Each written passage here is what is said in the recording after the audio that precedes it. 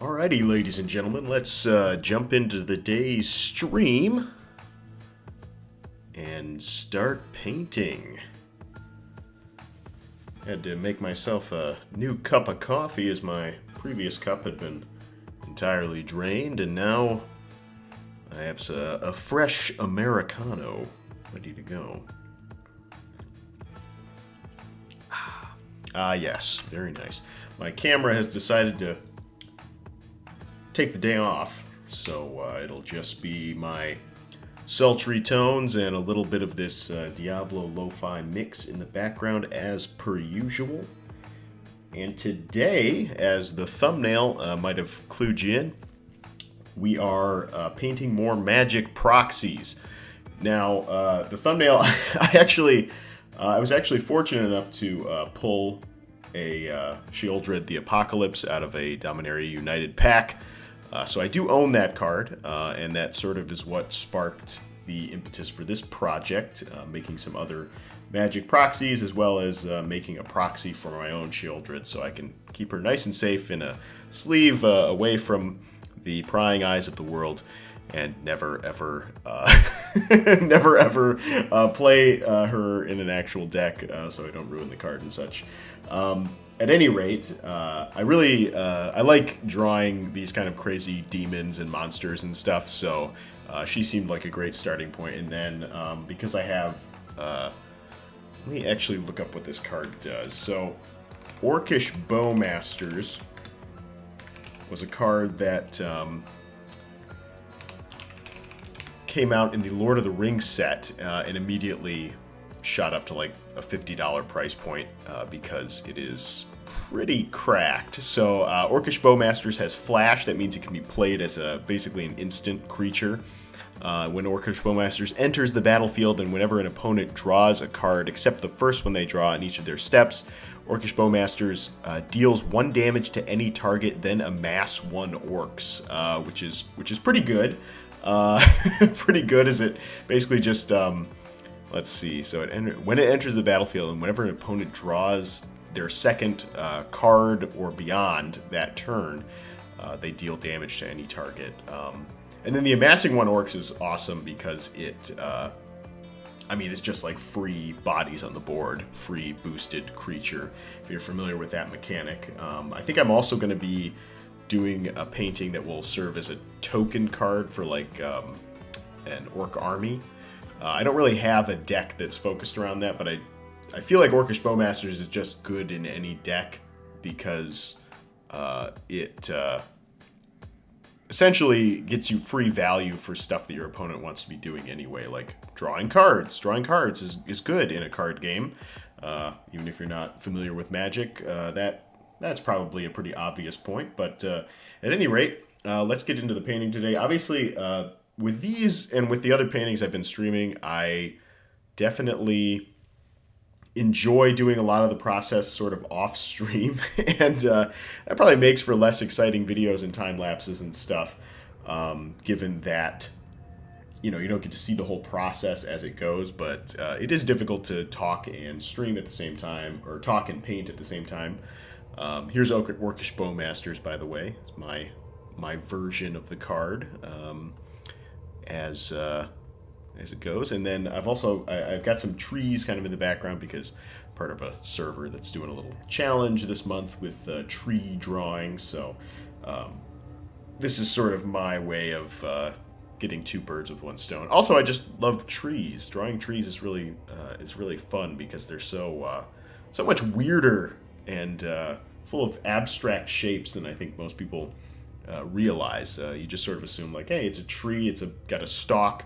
It's like basically a big broccoli, and then at the top of the tree there's a bunch of leaves and stuff. But you take a look at tree roots and all the cool curvy shapes and forms that are springing out of those natural what's the word I'm looking for? The naturally occurring rhythms of nature that come out of trees are pretty darn cool. So, without further ado, let's go ahead and get painting here. Take a sip of coffee. and jump in. I think we'll do a little work on Sheoldred. She definitely needs, like, here's the thing with this process that I've been going through is because I'm working basically on like maximum like 3 or 4 layers. Basically a layer for the foreground, a layer for the midground or the subject or the main character, and then a layer or 2 for the background. The background being like so for example in this piece, this guy over here, background guy, and then the actual background being the skyline or what have you in the back. So that'd be 2 layers, Sheoldred on a layer on her own, and then these guys up front in the foreground layer. And I'm having a lot of fun with these guys. Sheoldred, it's interesting, like going through and trying to find like what is the canon art for any particular character or card in Magic. Sometimes you'll do like there are certain characters that are super duper well established and known, and then there are kind of like characters with a little bit more abstraction because they've been drawn by different artists, and there might be like an official piece of art associated with them.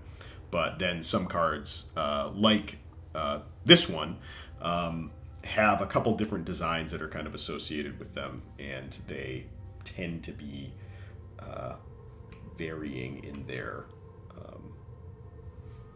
in the actual shapes and designs and stuff that are used. So I'm basically going to be refining this a little bit further and getting some more of these shapes a little more developed. I'm just kind of enjoying the process because especially with these more abstract cards, I think it is a lot of fun to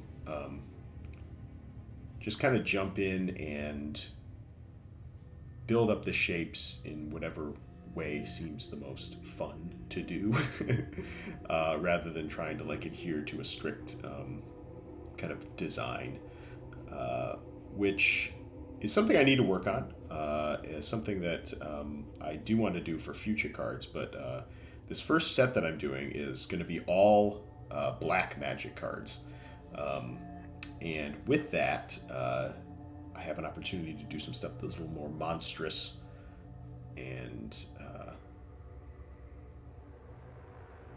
that means that I don't have to worry as much about things like beautiful symmetry or making sure that the models are spot on. You want them to be a little crazier, especially with these Phyrexians, sort of the kind of magic version of hell or the abyss or something, full of crazy demons who want to take over the multiverse and kill or enslave everybody, which is pretty cool. Hence, this character's or this card being Sheoldred the Apocalypse. There are other Sheoldred cards, of course. I'm pretty fresh to Magic myself. I'm not like a super duper big Magic aficionado, but I mean the art. You can't argue with the art. There's just so much that has been produced. Obviously, especially earlier on, and even nowadays, there are some stinkers every now and again. But for the most part, there is a really strong and wonderful tradition of them hiring artists to make good work. Unfortunately, there has been a recent incident that I know they got some flack for, involving the use of some AI art in marketing materials that were posted on social media. I know that Dave Raposa has left the company, or not left the company because technically, all these people are freelance, but he will no longer be doing work for Magic the Gathering. And even he is like, I think he strikes me as a very practical guy.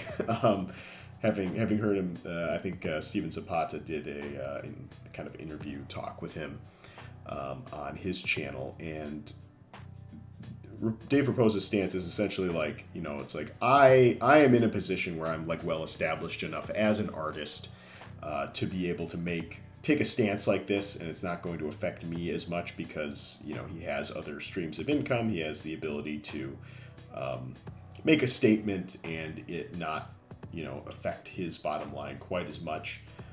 Whereas other artists who might be working on getting established, or maybe they make the bulk of their money from working for Wizards of the Coast, you know, they wouldn't necessarily have the freedom to say, like, listen, well, you know, you handled this poorly, and now I'm going to, on principle, stop working for you, even though you butter my toast and whatnot. I think that really is, you know, the best that you can ask for from somebody who is making a stand on principle purely, is them recognizing their, you know, privileged situation and being able to do that, because in doing so, you know, I think it makes it easier for people to still you know, make statements about the ethical reality of these companies using AI, while still, you know, maintaining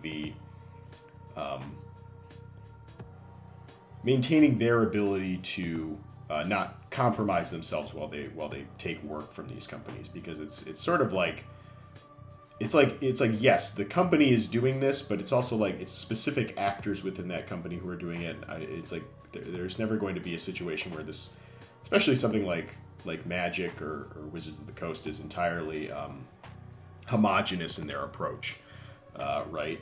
I'm going to redo her horns, I think. And I think I'm actually going to dump this layer that was... I've got one layer showing here that has some sketch stuff.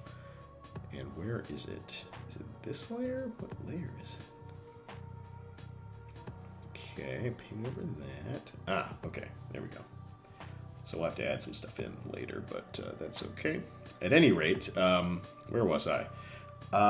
Yeah, so these companies, like especially something like Wizards of the Coast, where they're owned by Hasbro, but they are making their own decisions sort of internally. This is a company that was bought by Hasbro.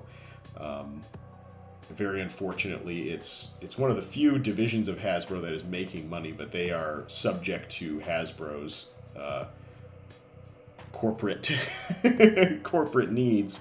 And so, like, for example, they had to do a ton of layoffs this last year, despite the fact that they were one of the few profitable sectors of Hasbro's portfolio. That's pretty unfortunate. And it kind of tells you that it's like some of the decisions and the way that the budgets work and who's doing what in these different areas in this company. It's not all homogenous. That being said, it's like that means that even more so, we should be protesting and making statements about this stuff, because that means that there is somebody who is probably listening and sympathetic to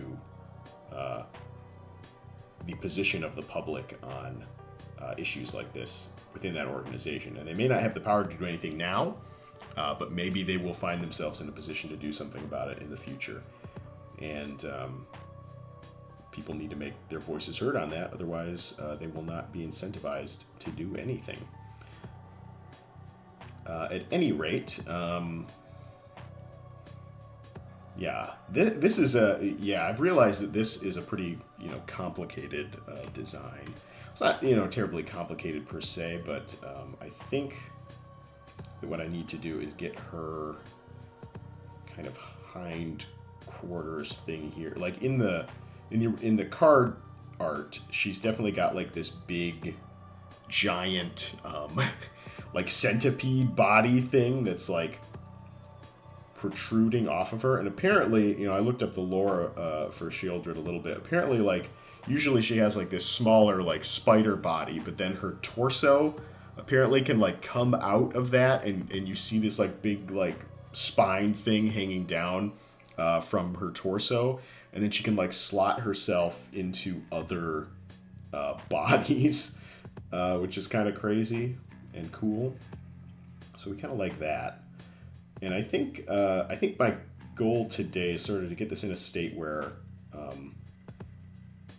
there's a nice like larger shape that I can start to kind of add some more abstract details into,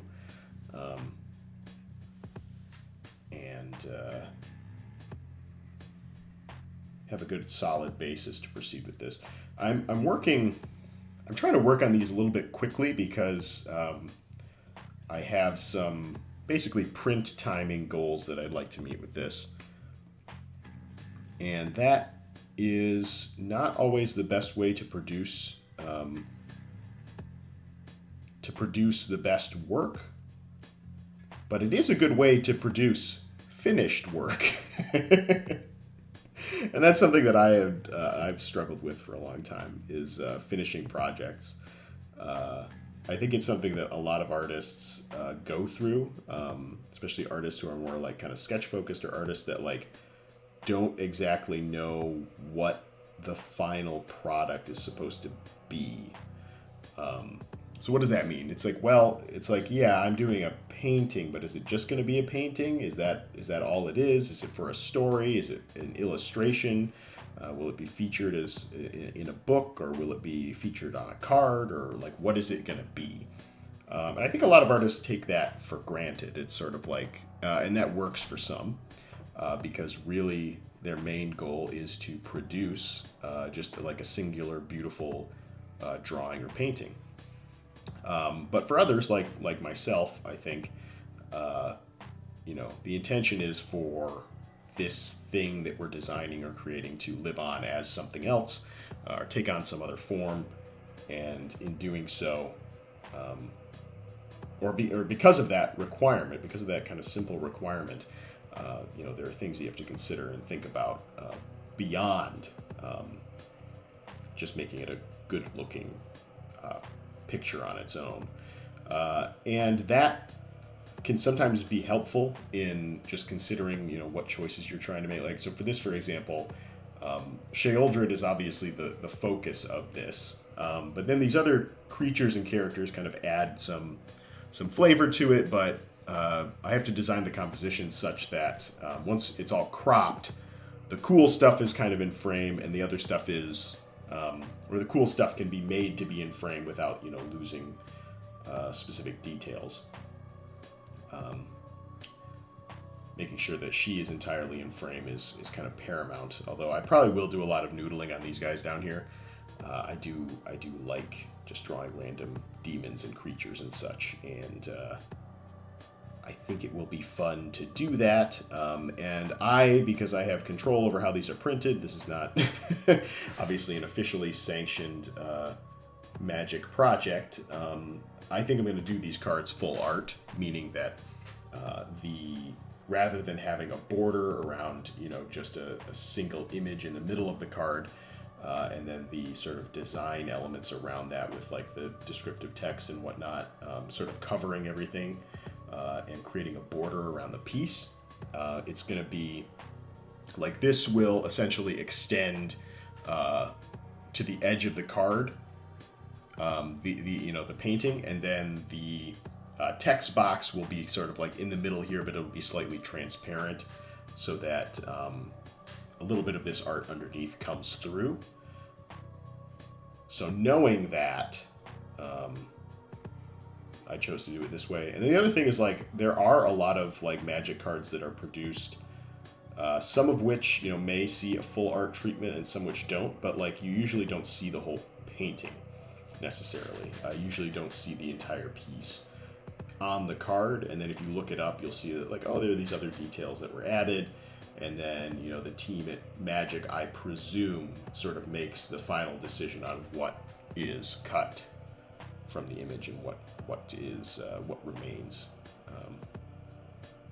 But I'm guessing that there are artists who have some sway and input as well on that process, and they get some semblance of approval, especially if they've been working there for a long time, working with them.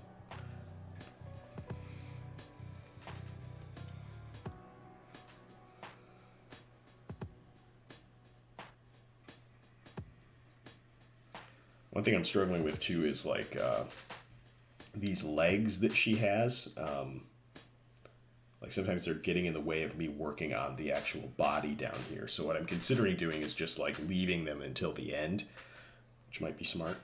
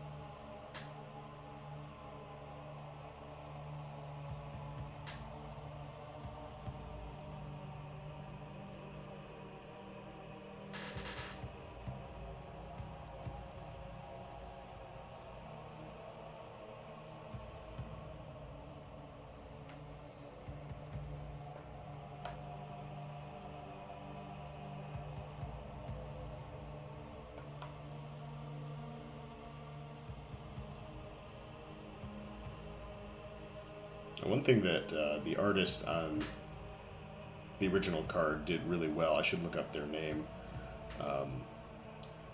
is like the beautiful kind of like orange in the background for the backdrop that really it's kind of this bright, warm color that starkly contrasts with the Sheoldred's horns and makes them look really cool. And we want this to look super duper cool. So one thing is, you know, that I'm not totally dialed into Magic the Gathering culture, and sorry, this thing is saving recovery information. This file, by the way, is massive because I'm recording the time lapse for it through Clip Studio Paint, and that means that there is a massive video file like attached to this thing basically, and it's like probably almost 2 gigabytes at this point, which is not ideal. Reminds me I should probably save our progress here. Like actually save it, not just rely on the backup that was just created. I actually had to move this out of my cloud drive because it was taking up too much space. And I don't think it was technically taking up too much space, like I had room left, but it was not allowing me to save it because it was thinking that it was taking up too much space. I don't know. Very, very weird.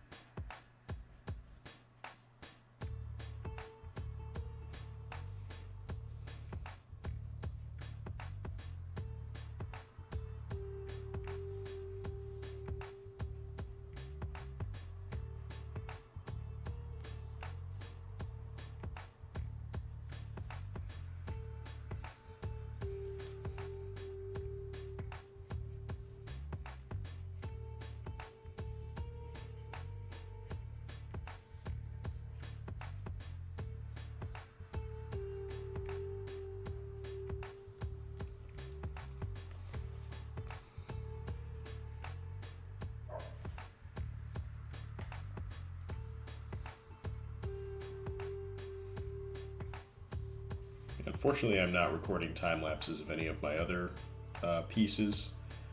Not the whole piece, anyway. Just because of that file size issue. Which is pretty frustrating. But I want these to be able to be, you know, if I want to be able to print these at a pretty large size for for like do it like a big canvas print or something. If somebody ever wants to order something like that, I'd like to have the option to do it. And so these are pretty large files, which is good that I'm not working on like an insane number of layers, because that would get pretty crazy, I think.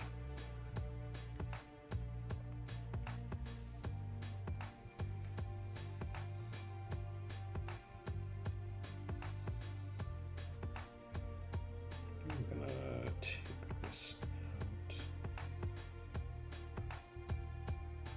I think I want her torso to be like a little more, have a little bit more of a bold silhouette. And that means removing some of these elements in the back here that were kind of competing with her, so to speak.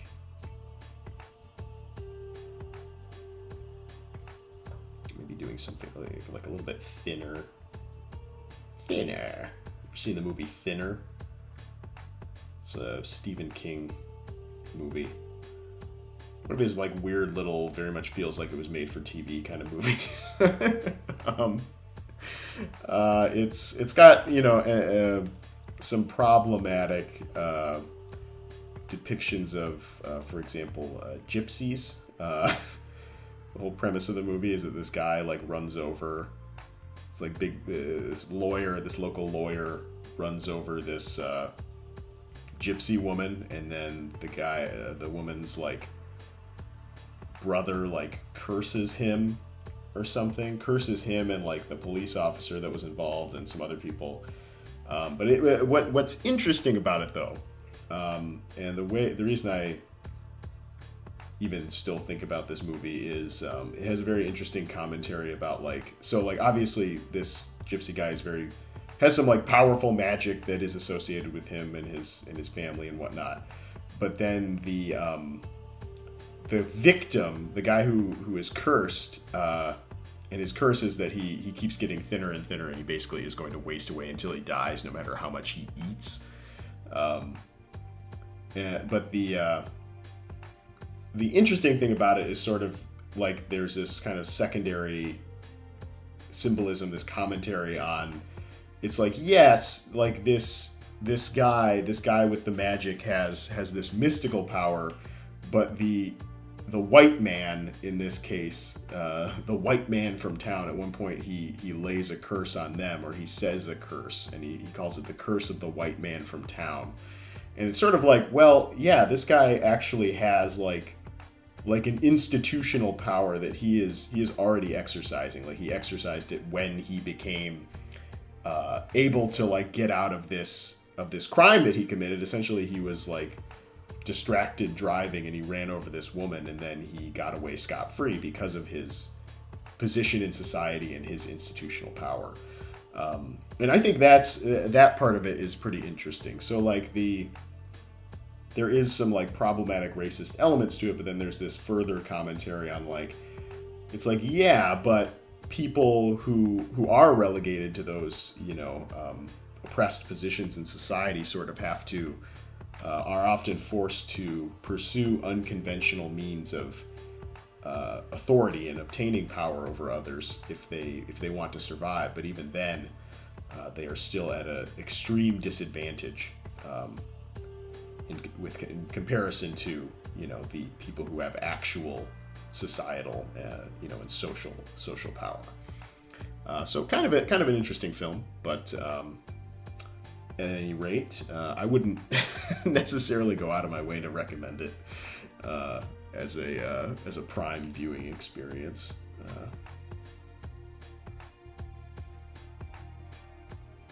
So we're just going to keep noodling away on Shea Aldrin here.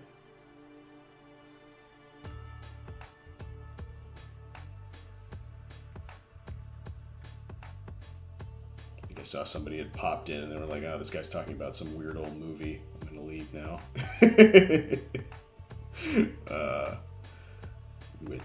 Yeah, that makes sense. That's fine. So I do kind of like how this is turning out. And I think Sheoldred is supposed to be like a spider creature, kind of. Like she's supposed to have these like spider-like qualities to her. And I think there's even some depictions of her where she has like 8 eyes. But those depictions, some of them I've seen make her look like Widowmaker a little bit from Overwatch, and I don't love that. I'm not that I don't, I don't have any beef with Overwatch, although apparently Overwatch fans now have beef with Overwatch, so I don't think I'm saying anything. I'm probably not going to be saying anything controversial here in that regard. But at any rate, she has these like spider-like qualities, and I kind of like rather than giving her eyes like on her head, this is sort of like this area here sort of has this kind of spider eye-like design, which I like.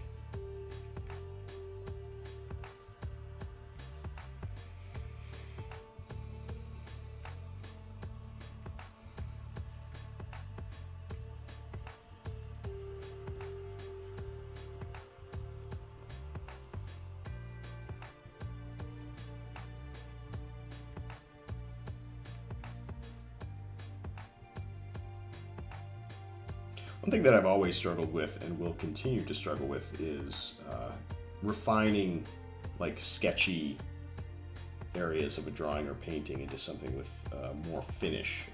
That's obviously something, I think it's something that a lot of artists kind of struggle with, but I do think it is important to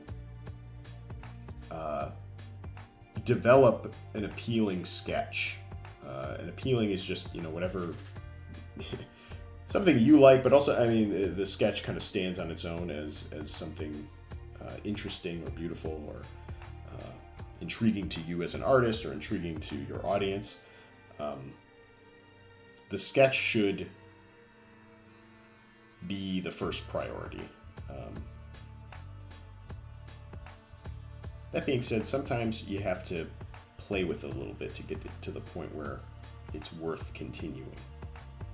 Not every sketch is necessarily worth turning into a 30-hour drawing. Like I put in the thumbnail like $99 versus 99 hours of work. I don't think I'm going to spend 99 hours on this piece.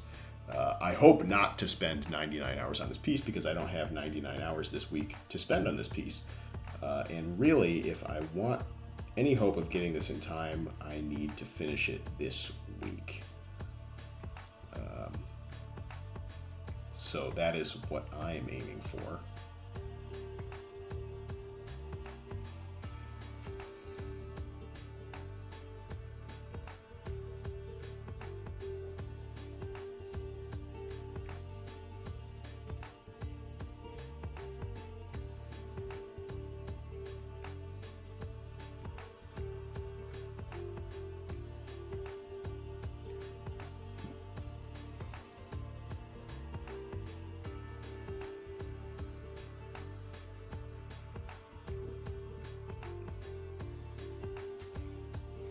Yeah, this leg is kind of janky. I think I need to fix it. So it's more in line with this other leg over here.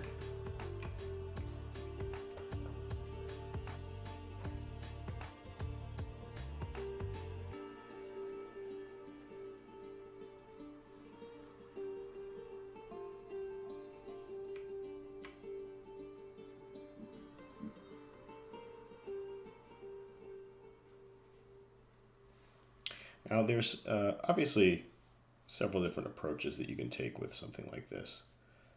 Me personally, I like jumping around, but I don't know if that's just sort of my own art ADHD. What some people will do is they'll take like fragments of the piece, so you even divide it into a grid, and just finish that piece of the grid and then move on to the next part of it. And the argument against that is just like, oh, well, then you're not seeing the whole picture while you're painting it and whatever. And I don't know. I think like you can get away with either process, and it just sort of depends on what your preference is or what the demands of the piece are. Like if you have a very consistent method of rendering,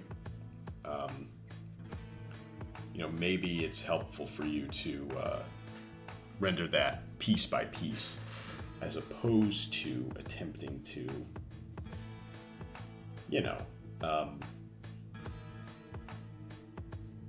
as opposed to attempting to kind of work on everything simultaneously. That can be a bit daunting. For me, I kind of like how it all emerges together. I like how it kind of evolves as one piece, but I also don't mind getting kind of lost in the sauce on like one section of it. Like that's fine too. And then you kind of come away and you're like, wow, this is way more done than the rest of it is. I need to switch it up and work on something else, which I think I might do in a second. I might go down here to these demon guys and continue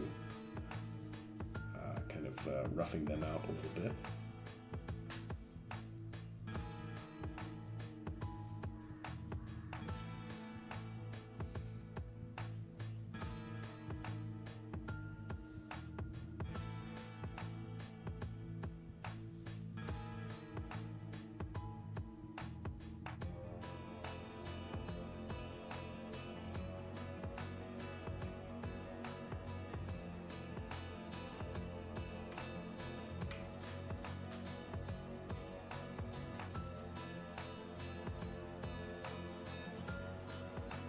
I think ultimately I do want our horns to be pretty dark, and then sort of leave in some of that, come back and put in those like rim lights and highlights of the kind of orange in the background.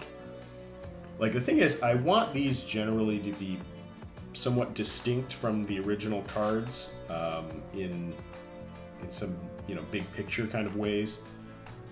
Like I don't really want them to be seen as like, I don't want them to be seen as a copy, certainly. I don't think any of them will be, just because of the differences in my style and whatnot. But I also don't want to borrow too many elements from the original pieces in terms of their composition or their color choices, things like that. I want them to be pretty unique in that regard.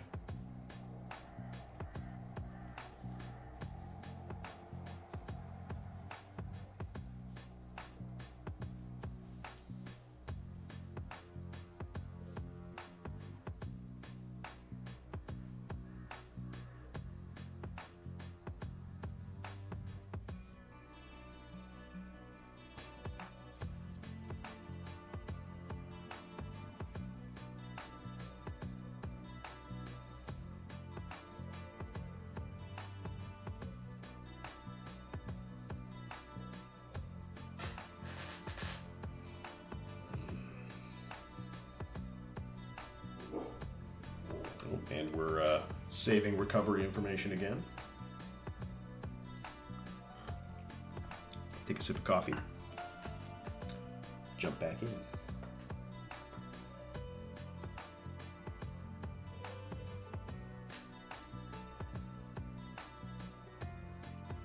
I might also show off one of the other pieces I was working on. That's in a fairly finished state. I probably won't go too much further with it for the purposes of this project. Maybe it's something I'll return to, but it's Volrath's Stronghold, which is a black land that can raise creatures from your graveyard. So it's a pretty pricey, you know, it's like, I think the cheapest you can get it is like $20, depending on what version you get. But it just seemed like a cool...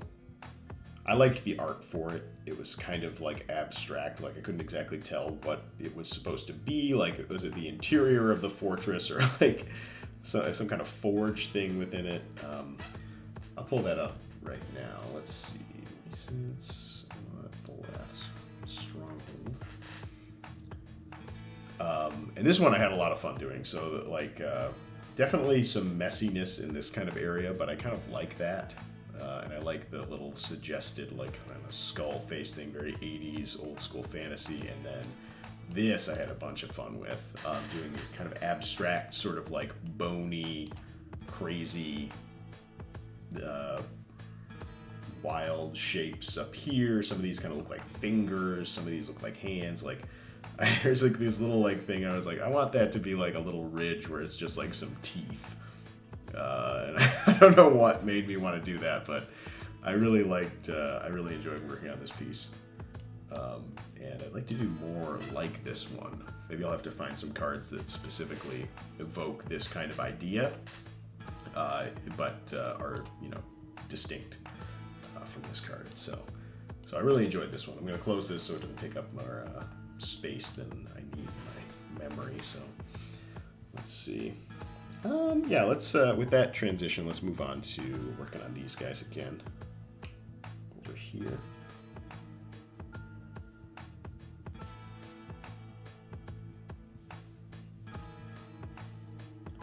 And just kind of defining them a little bit further.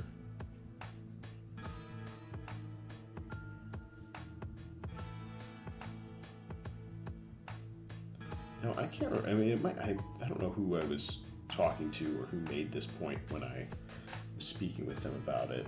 Or maybe it was like a video I saw. I'm not sure where this is. Maybe it was a friend in an art server I'm in. I was just talking about like the way that light is used to sort of define a form or enhance a design, and as opposed to simply trying to establish like a quote-unquote realistic lighting scenario on your piece. I think for stuff like this, obviously you want the lighting to not be inconsistent, but there's like a certain degree to which you're using the light to basically establish like what the design of the forms looks like, and so that's very much what I'm kind of doing here. Like, it's not necessarily the case that, like, for example, this face would be lit like it is, but I want there to be, like, some understanding of, like, the forms of this face based on how it's lit. And that requires me to maybe do a little bit of bending of the rules, as it were, in terms of, like, the lighting. Because technically, this guy would be like lit from behind, and what that might mean ultimately is having to go back and sort of like darken these areas. But I think it's more important that, you know, visually for me, I understand like what these faces look like, because these were sort of abstract. I'm not going off a sketch for these. There's kind of even less to go off with these guys than there were for Sheoldred, which is good and bad. It's good because I sort of have the freedom to make up everything as I go along. It's bad because I have the freedom to make up everything as I go along, and that can cause, you know, some choices or choice paralysis, just depending on what I'm trying to achieve at that moment. So.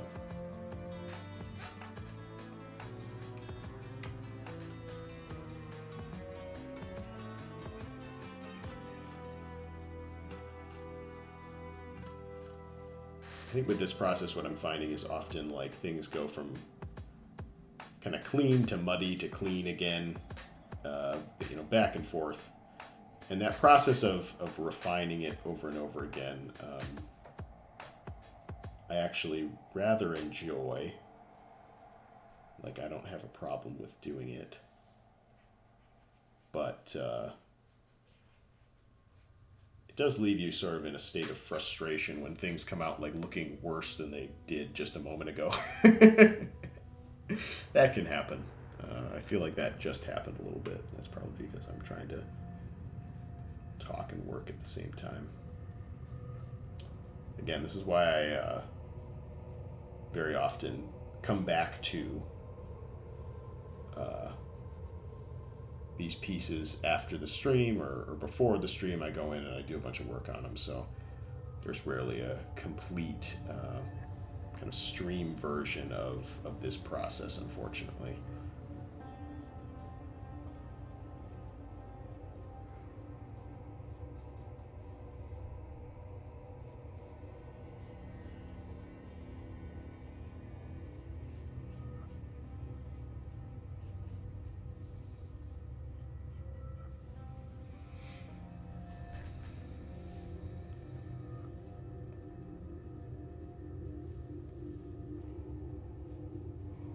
This is kind of a weird problem, but I just got, so I have a hardwood floor in my office, and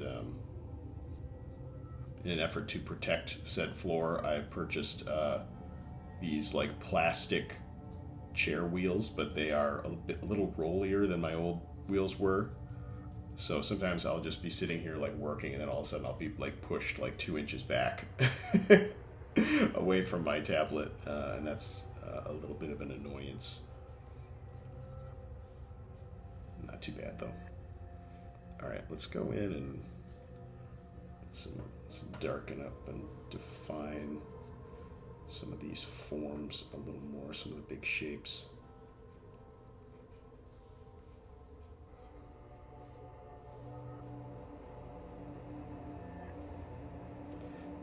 Now, I think I could benefit in the future from planning out some of these a little bit more. You know, the entire process of the drawing, but I really do enjoy seeing these kind of like emerge out of the ether, you know, where there's really just, I really just do a couple of different, like I probably sketched like 3 or 4, sketched and started 3 or 4 different iterations of Sheoldred. But I wouldn't say that that constituted like a terrible amount of planning on my part to kind of see this to a finish. I would say that, you know, that was just part of the process of like starting the piece. And it could have been any of those pieces. This just happens to be the one that I started working on more diligently, if you will. And as a result, it is the piece that will be getting finished.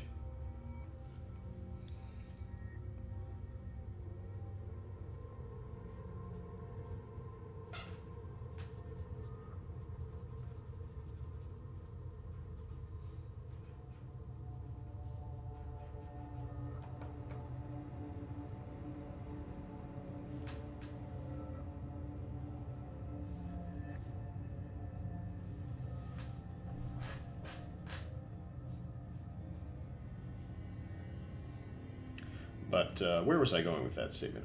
Yeah, I think I could benefit in the future from planning these out a little more. Doing some more sketches. Actually, just making sure that guy was actually on this layer.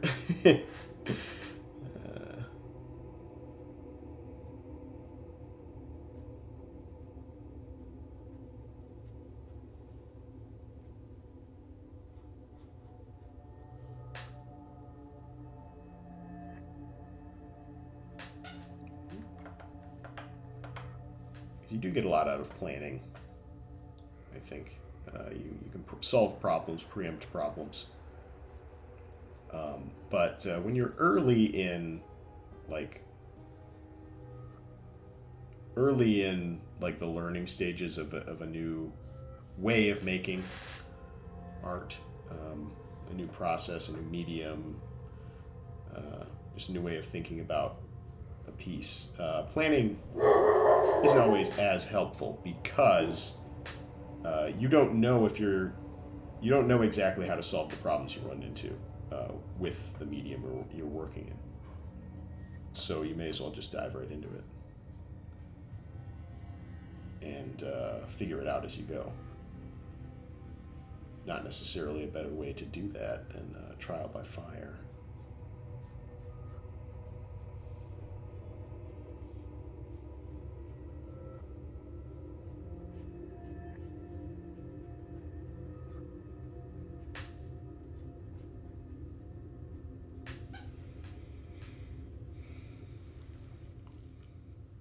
This guy in the middle here is my favorite so far. The other two, they could use a little work. I like this guy's teeth. I like his messed up teeth. I like this hand over here. This guy has. This worm thing needs a little more. Needs to be refined a little bit more.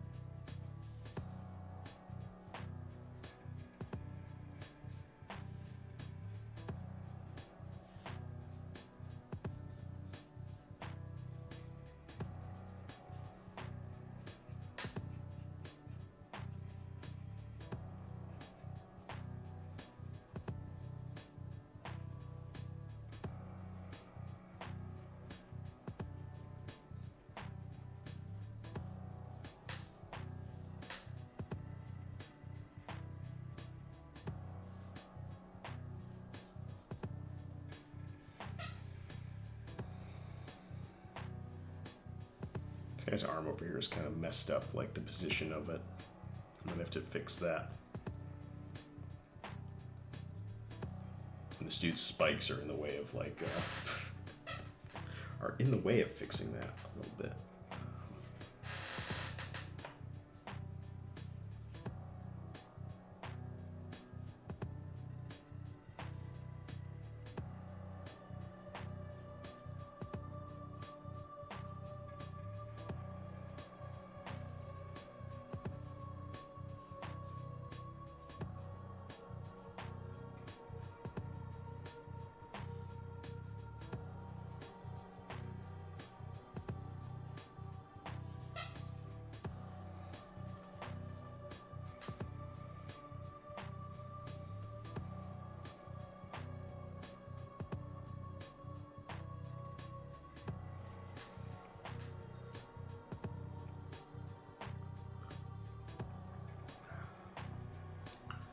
Another sip of coffee here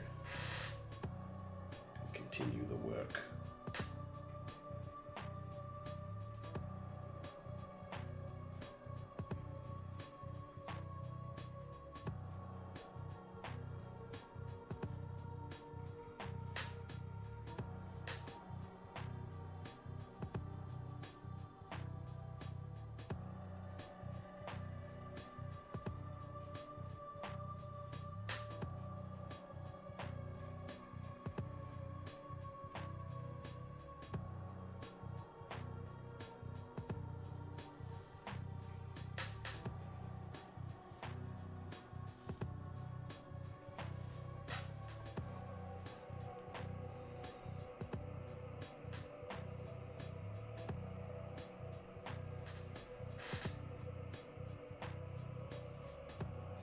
I think down here, I'm just going to be all shrouded in shadow. So,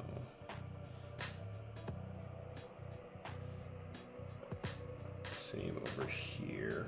I was like, do I just fill this in? See what that would do.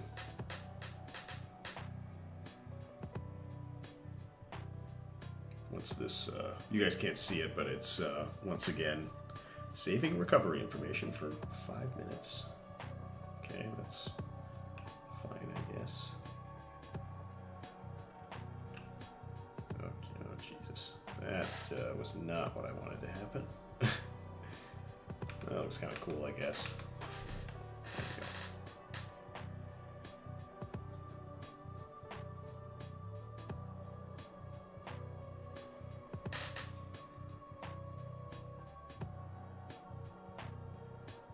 This guy won't have quite as many spikes up in here.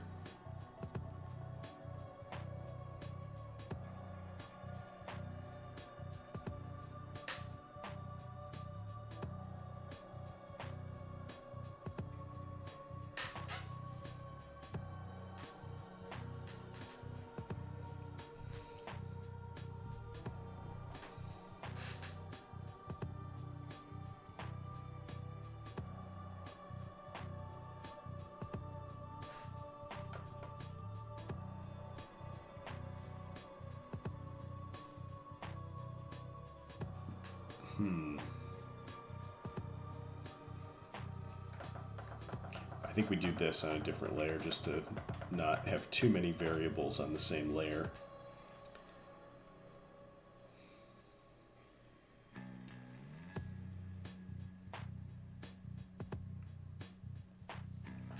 Okay, I kind of like the spot that is in.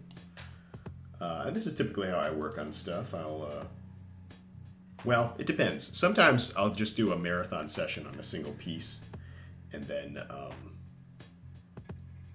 let it sit for a day, come back to it, work on some other stuff. I think I might switch over to orcish bowmasters for a minute here and play around with that a little bit.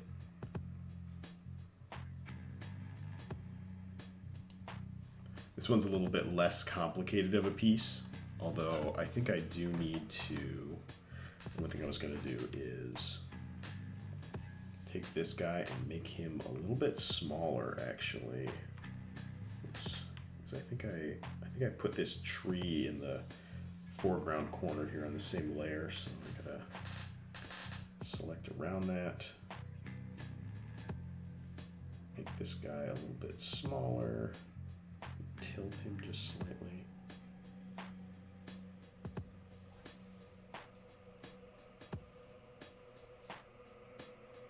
Don't mind that. Okay. And to noodle on the orc or to noodle on the trees? Let's see. So this is one layer here. Yeah, I think I'm gonna noodle on this tree a little bit.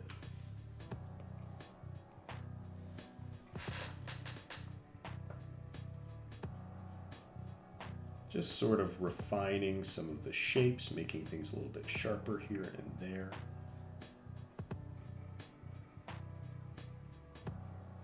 Giving this tree some more of a distinctive outline. One thing I did last time I was working on this is kind of like I had these two knots on this tree, and I wanted the knots to be kind of like different sizes, just so they're not too samey. So I bumped up the size on this one, but maybe I could go even further with that. Or I want to like make it more like one of those kind of like rounded kind of tree knots that you see.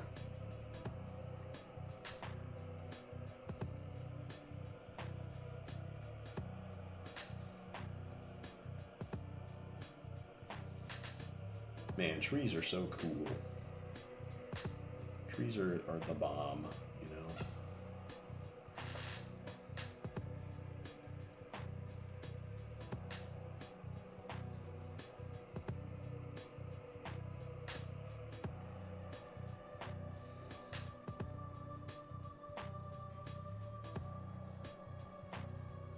One thing I do want to work on is environments and landscapes and things like that. Out of, you know, a kind of like lack of skill in those areas, but also just because I'm finding myself enjoying them more as I sort of learn more tricks in terms of how to do them. I think one thing that I struggle with is establishing a sense of scale with environments versus the figures in them. And I think that's something that you can specifically practice, but it's an eye for it that you develop over time too. And you develop it by putting figures in environments to scale. Wouldn't you know it? Now it is getting close-ish to lunchtime soon. My dog is barking. He doesn't get lunch. He gets 2 meals a day. Some people feed their dogs once a day. And I feel like I could do that, and my dog would just leave the rest of the food until later. Like, he's pretty good about that. He's not a food fiend. He's actually kind of a picky eater. Like, he'll always eat his regular food, but like if we try to give him certain snacks, if he's not feeling them, he won't eat them. So he's a bit demanding that way, but he deserves it because he's such a cute, sweet little boy. We love him. He's the best boy. You know, some people like not enjoy, but you know, they recognize that their dog is the cutest dog that exists on planet Earth. That is true of everybody's dog, to them, but it is most true of my dog. My dog is actually the cutest dog that ever was. It's indisputable. And if you saw my dog or met my dog in person, you would understand exactly what I mean. He is the best. Oh, this was on a different layer, and I just sort of like, yes, whoops. This is the problem with like working this way, is like sometimes you forget what's on what layer, and you just start noodling. That's also fine, though. Sometimes you can fix that pretty easily. To be honest, it wouldn't be that hard. If I had done like a bunch of work over here, I could pretty easily just like copy it onto that next layer and then merge those layers together. My dog's going nuts right now. Hopefully it's not showing too much up in the recording. Let's see.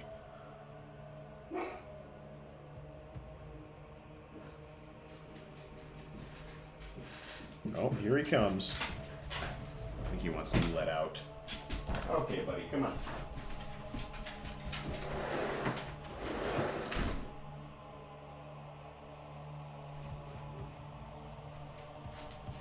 Yep, he's chasing a squirrel across the yard.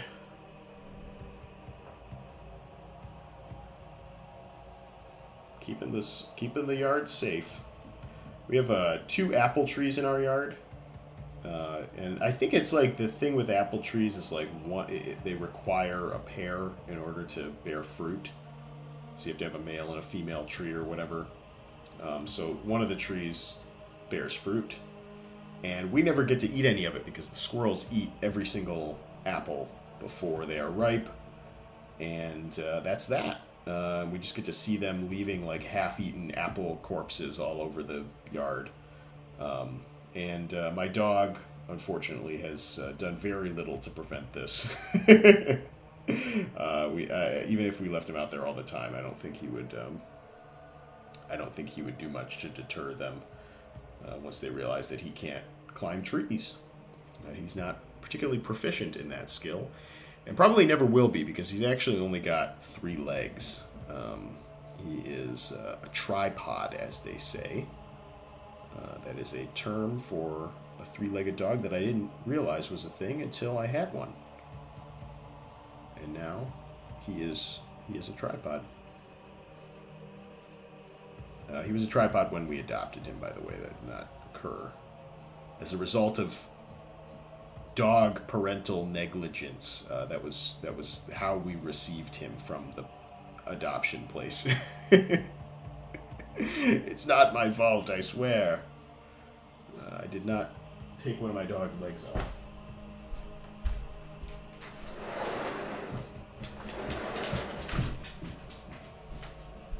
It is really funny though because people will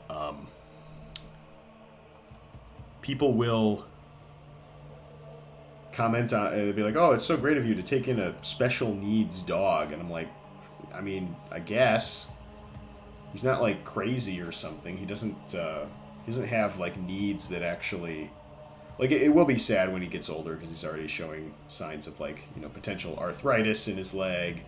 So we're trying to give him like vitamins and stuff that will hopefully prevent that from happening more quickly than it needs to. But no, for the most part, he's great.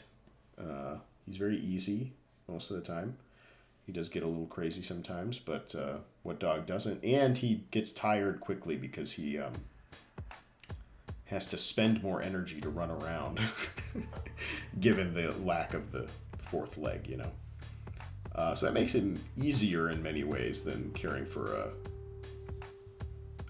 4-legged dog.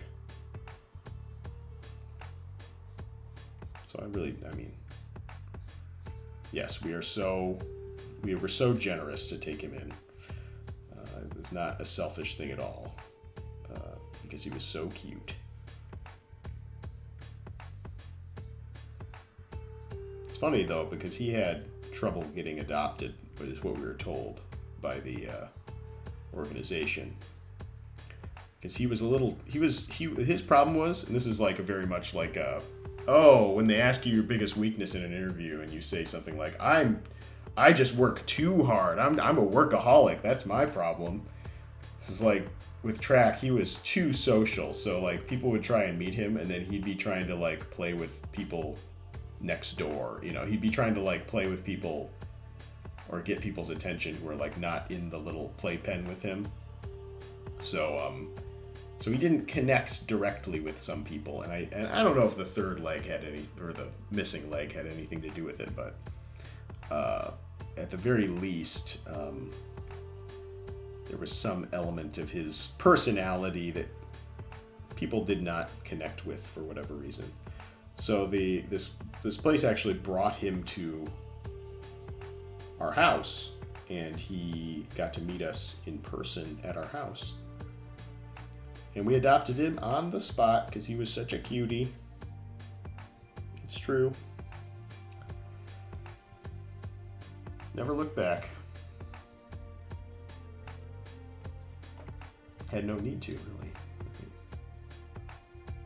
Practically perfect dog.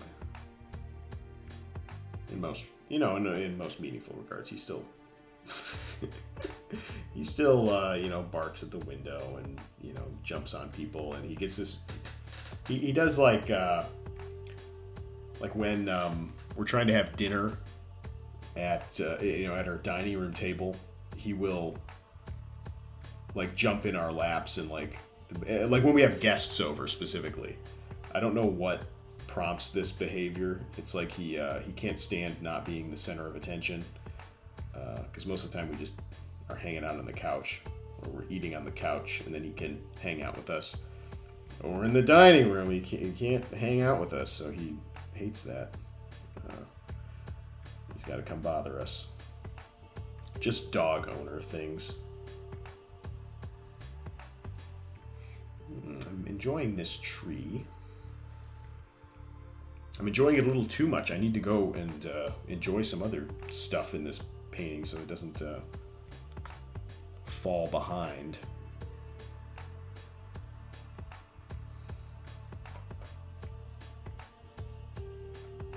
It's too brown. Want some blues in here. A little bit of the blues. That's one thing I'm really enjoying about this process is,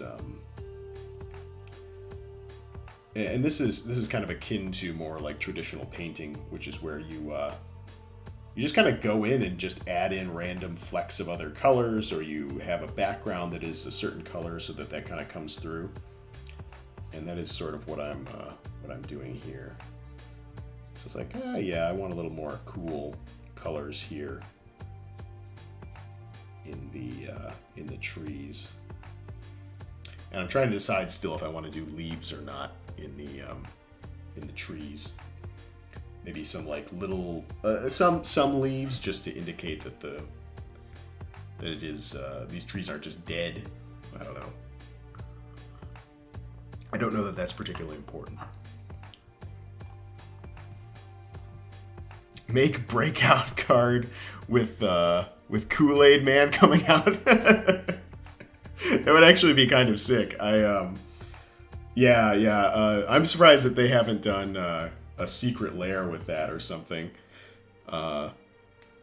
Because there is obviously, you know, because they're doing, they have the cereal box cards that very much have that energy to them. Also, thanks for joining the stream. Welcome, welcome. This one's gonna be orcish bowmasters. There will be another orcish bowmaster in the background here somewhere. I just haven't decided where I want him. But it's very interesting because that card is specifically orcish bowmasters. It's plural, so you got to have at least two. Got to have at least two in frame, otherwise it's not canon. But I really enjoyed the Lord of the Rings set. I think there was some pretty cool cards in there. I'm just a huge Lord of the Rings fan, so it doesn't like made it easy to enjoy. Oops, wrong layer. Gotta keep my layers straight here. Yeah, Kool-Aid Man would be funny. Kool-Aid Man would be pretty legit.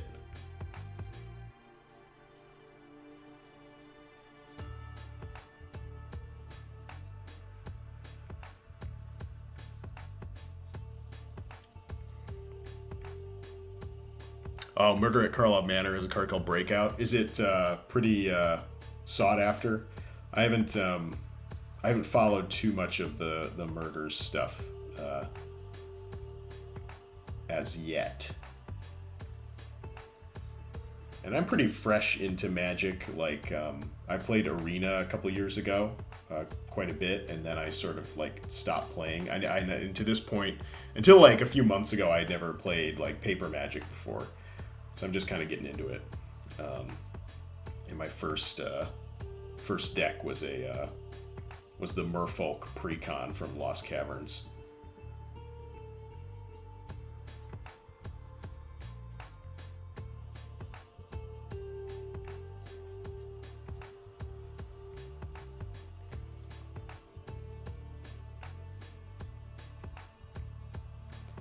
But the way I'm approaching the proxies that I'm doing right now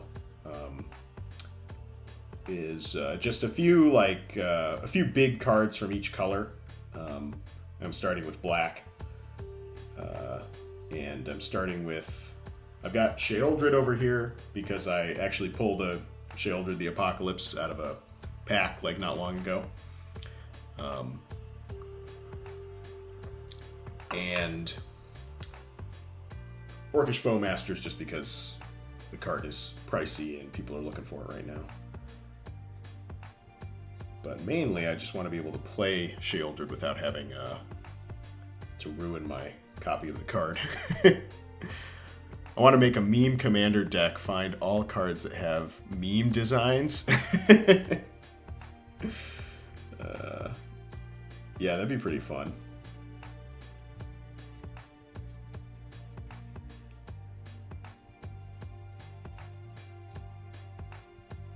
Like meme designs in terms of the cards, like text, like the mechanic is a meme, or like you want all the art to be like meme alternate art of like like regular cards. Either way, that'd be kind of fun.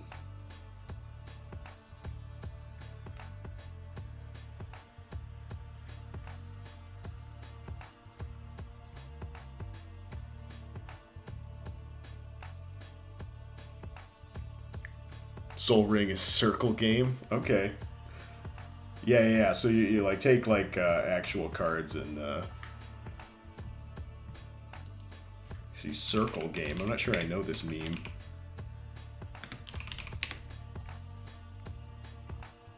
Oh, okay. Yeah. Okay. I think that's funny because when I looked it up and then yeah. Okay. No, that's neat. I like that. That's the kind of thing like I always think about doing, like spending like an absurd amount of time painting something that's just really silly, making it like really detailed. And I always think, yeah, that'd be really fun and funny, but it probably wouldn't be worth the effort to do most of the time. Or like it's like I don't know who would actually like want this, but yeah, if you're in the market for that already. Hit me up.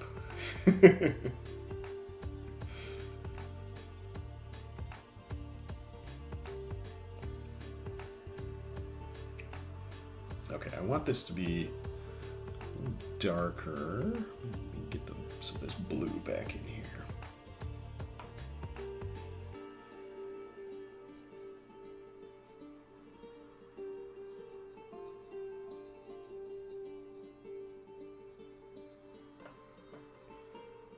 Sometimes this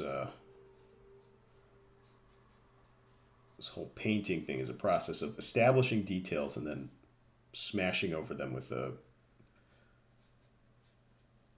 something that unifies the value a little bit more, and then going back in and redefining those details, which is distinct, I think, a little bit from a lot of drawing processes, especially where you're inking and everything's just like. Yeah, you kind of have to plan this out, and can't just go and smash over it unless you're working digitally, which I usually am. So that's not a problem, not a huge problem.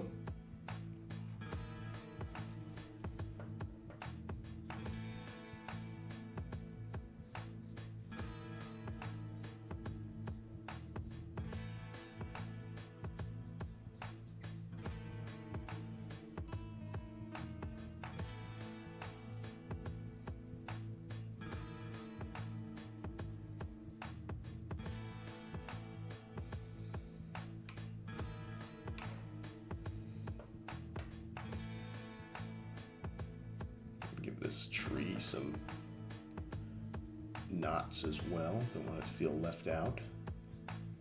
The knot market.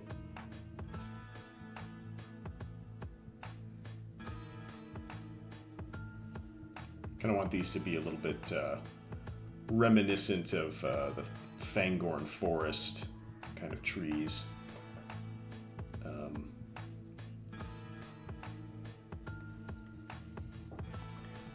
goal of my meme deck is to make people laugh too much. Yeah.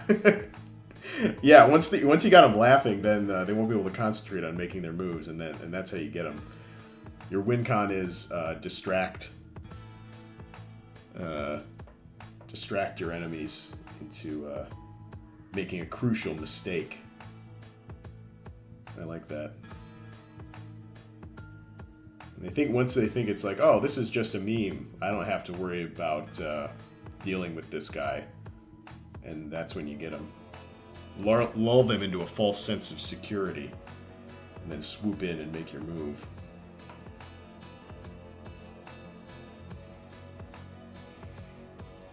Yeah, that's pretty good.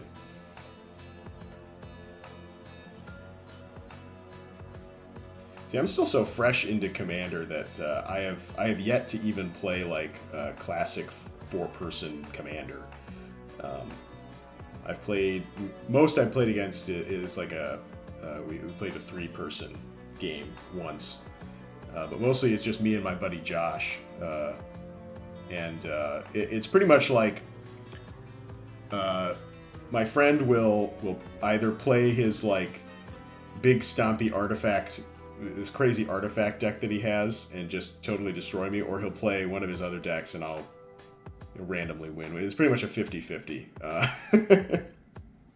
So he's definitely more experienced than I am, although some of his decks are a little bit more like,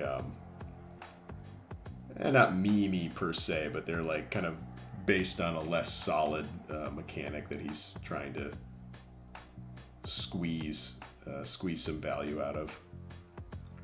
Like, he has a mill deck, for example, that pretty much is like 50% of the time it works every time. You know what I mean? Where it has some really powerful mill cards, and there's like nothing you can do about it once his engine gets going. Like, there's like no way you'll be able to kill him before you are totally decked.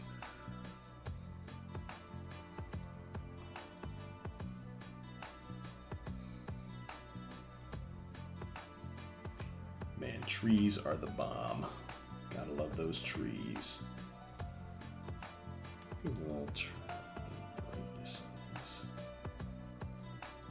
Get a little bit of moss going on these here trees. I need a card that looks like Peter Griffin. What would be the card? I'm curious. Like, what would be the who would be the best to put Peter Griffin on? Family Guy Secret Lair. God, Peter Griffin.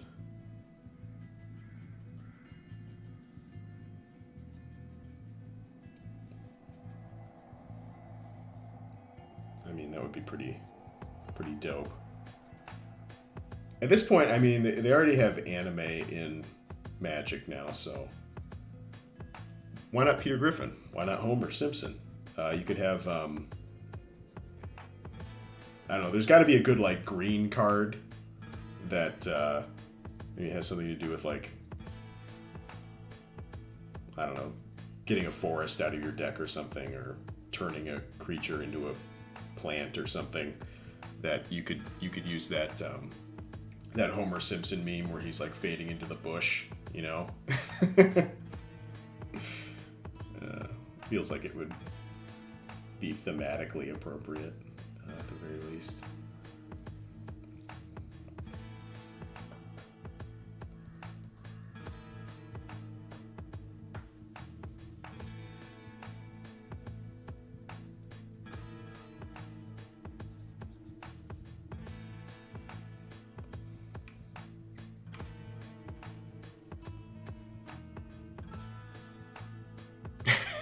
Yeah. I wish I was more attuned with meme culture. I mean, actually, I don't actually wish that, but but it would be helpful for coming up with cool, other cool meme cards.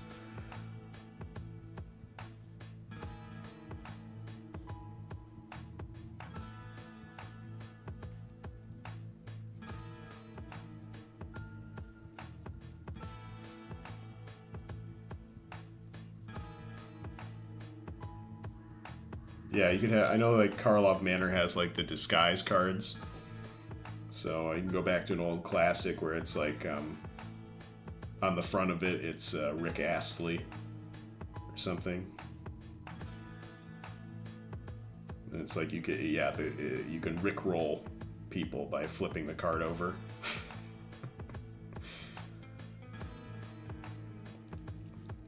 Or some such thing of that nature.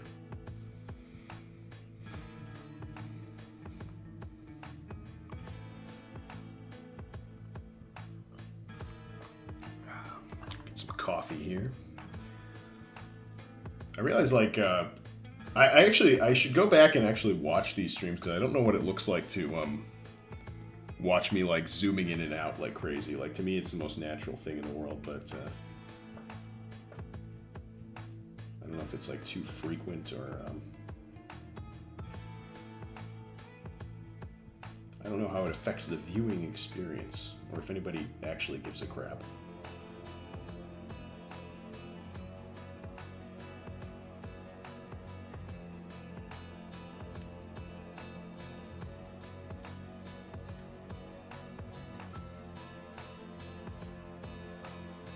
Hypnotizing.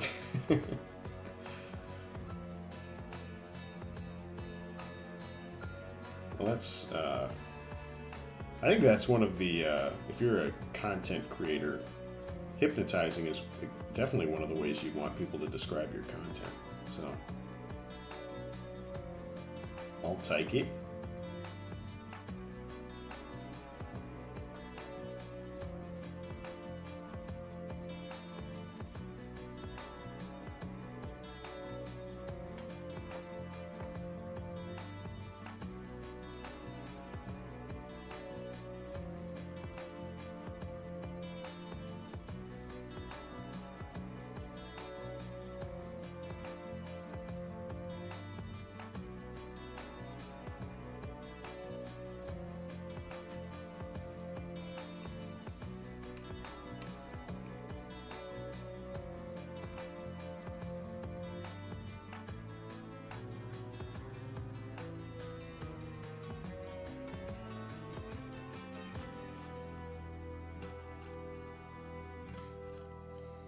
I'm eating Viking shrooms right now. What makes them Viking shrooms? Or is that like is that a thing? Like, I mean, I know the Vikings were definitely into I mean, you know, old Norse cultures that were into that kind of thing.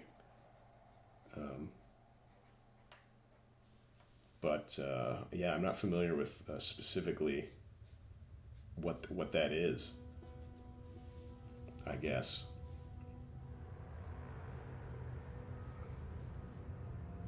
I mean, it sounds awesome.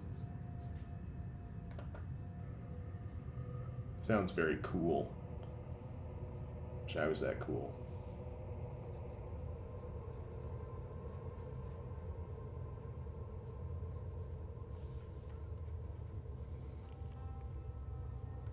It makes me feel berserk every time I eat one. That's tight. No, I love that. Yeah, to be honest, like you know, I've heard lots of people have lots of different reactions to, we'll say, items like that.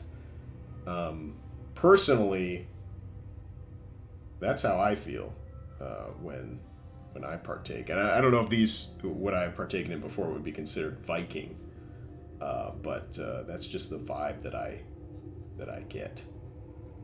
I'm a very active person when it comes to that kind of stuff. I get real hype, as the kids say.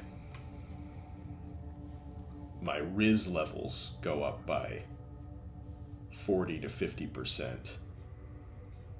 I don't think that's actually, it's probably not actually true if I were to be objectively assessed by somebody outside of the experience, but that's how I feel when it happens. That is very cool, though. I love that.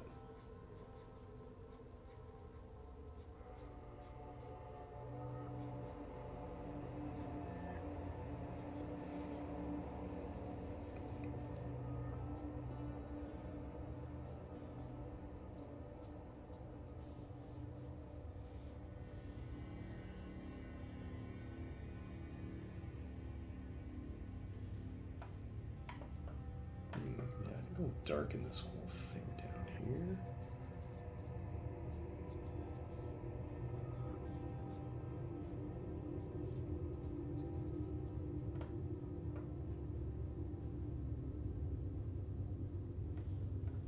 Yeah, I don't know if this music is coming through all that well, but this like Diablo lo-fi mix going in the background as I usually do. I feel like that would be good for feeling like a Viking on a spirit adventure.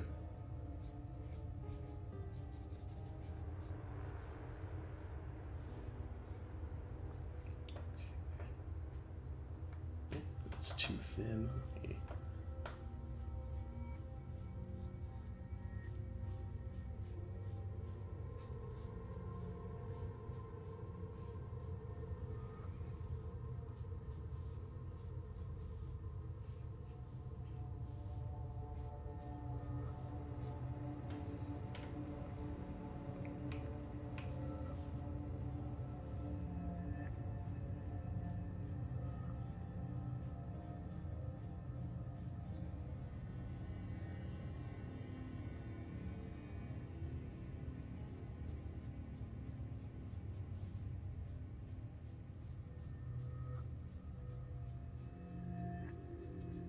God, I can't imagine. You know, I really do need to actually attempt to do this stuff with oil paint because I think it would be fun. But I just thinking about it is so intimidating because of the mess you make with all that stuff. Like, I despise cleaning things up. And not that I I just don't I despise the idea of like making a big mess for myself to clean up, if that makes sense. And I think a lot of people can relate with that, which is why I do so much work digitally, because then it means there is no mess, virtually no mess involved in that process. And I love that. But I can also see this being really fun to do on a canvas, despite the mess. This guy's leg is kind of wonky. I might need to like fix it. I think it needs to be shorter. Yeah. All right. I'm gonna do a little operation on this guy. This is another nice thing about digital. Like, I don't have to go repaint this whole freaking leg that this guy has. I can just surgically reattach it over here and kind of paint over the difference. In fact, I might go even a little higher. Make his legs a little stockier. Like, that's often how these guys are described in the books. Kind of stocky, bow-legged little fellows. So unless they're the Urukai, which are a bit more robust, as they say.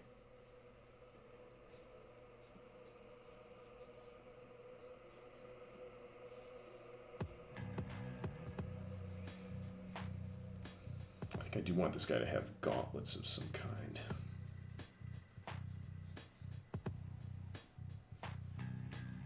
Let's establish his arm and hand first. And I think I'm going to need to distinguish his color palette a little from the background in order to make that pop a little bit.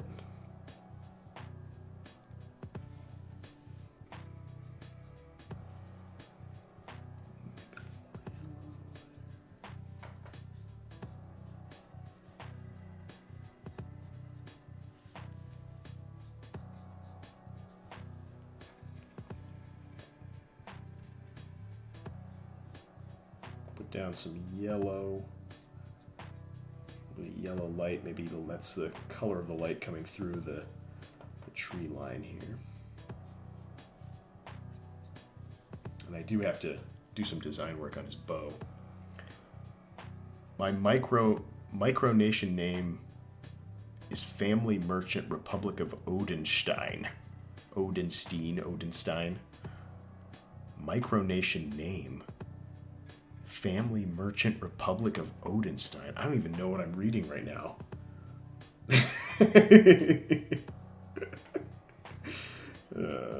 That's awesome, though. I loved every bit of it. Family Merchant Republic.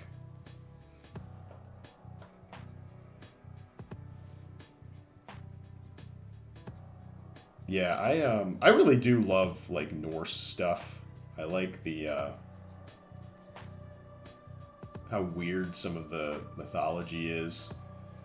Stuff that is often like not like one of my favorite stories is that story where Loki and Thor like go they're going on some adventure and they stop to eat like dinner with some random family and Thor like slaughters his goats for them to eat, and then he's like, just don't like break the bones for the marrow, because if you do, that'll be bad. And then Loki, while they're eating dinner, like says to the kid that they're eating with, is like, hey, you should. I bet that marrow would be real tasty. You should bust open that femur there and get some out. And he does. And then when Thor the next morning goes to like put his goats back together, he like wraps the bones in the in like their skin, and then he like taps it with Mjolnir, and they spring back to life. But one of the goats has like lame back legs, and he's like, somebody ate the marrow out of my goat legs. And like and all that happens is like, it's like, okay, well now this kid has to come on this adventure with us to like make up for it, and he just like becomes friends with them or something. I don't remember exactly what happens, but I don't remember what happens after that, but I know that like the kid's punishment is like he gets to go on this adventure because Loki tricked him, just for fun. I don't know, I love that kind of stuff.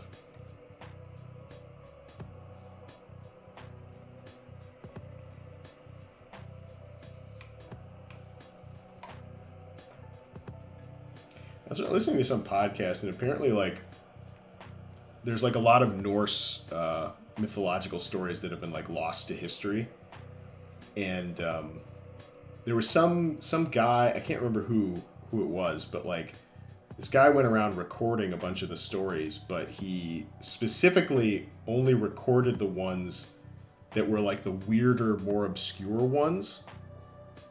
Because he just assumed everybody else would know the other ones, and he wanted to write and publish something that was more unique. And so a lot of like the more, quote unquote, common or normal stories were lost to time as a result. Whereas the stranger ones that he thought would be less well known became the ones that comprise the bulk of what we remember as a culture of these mythologies, which is pretty interesting.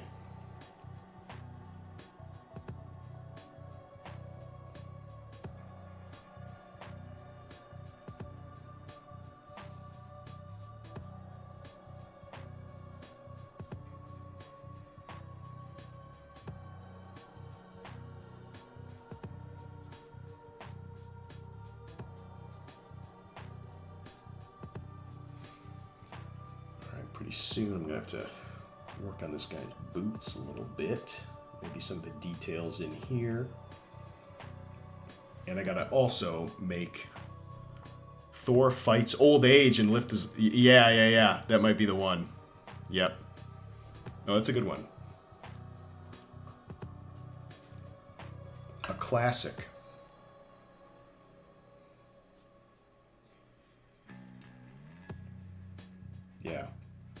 Yeah, that is probably the one that I'm thinking of.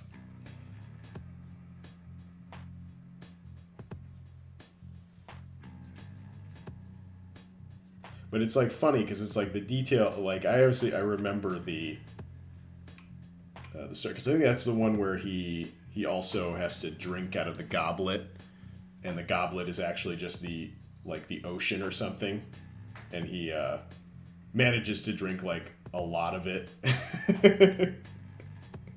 And it causes some natural disaster or something. Actually, I don't know if that's part of the story, but I know that it might be connected to the tides or something. So I remember those things, but I don't remember. I didn't remember that other part like just stuck with me so much that I remember it as its own distinct little tale.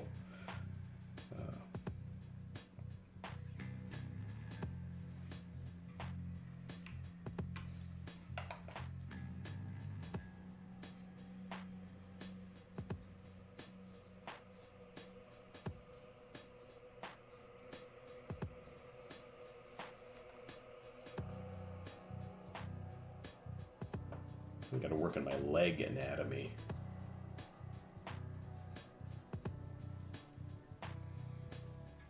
But we can do that later. Sometimes if you worry too much about the anatomy, you end up just not making the thing to the finish that it needs. And you just gotta worry about that stuff later. Worry about the details later. If you actually look at a lot of like very convincing paintings, especially in the fantasy and comic book realm, the anatomy is rarely ever perfect, and oftentimes it's not perfect on purpose. It's not perfect because it's not as exciting or dynamic. And then there are other times where it's very distracting. It's like the opposite. It's like, God, this is totally not right, and I can't think about anything else except how this bicep looks super weird. There's a very fine line there between distractingly wrong and excitingly wrong.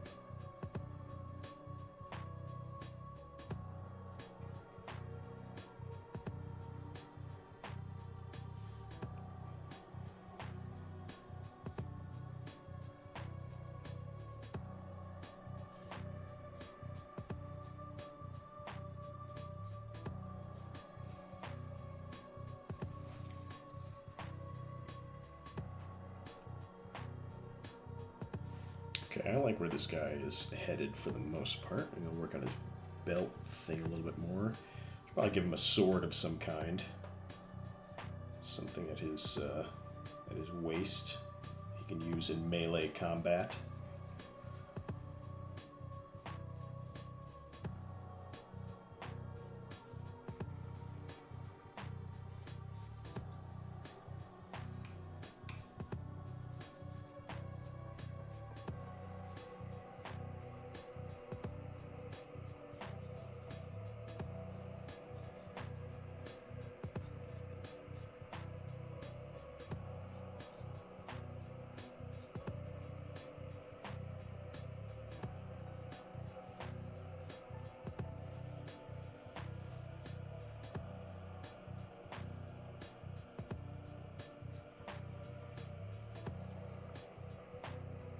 Your brother is training your troops?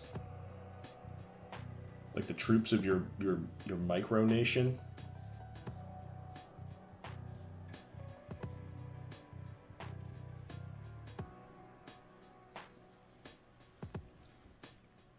Like, what does that involve? That's what I want him to have. I think maybe more of a... Probably a silvery buckle is more appropriate here. Yep.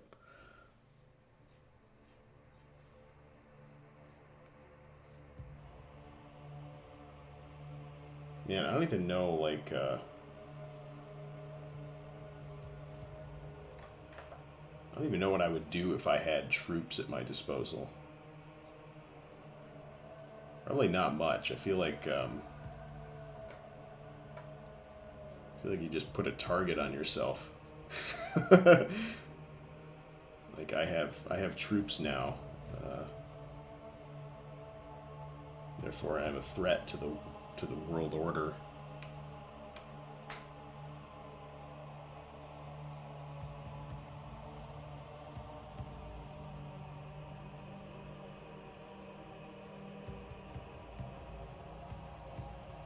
Training them to fight at night.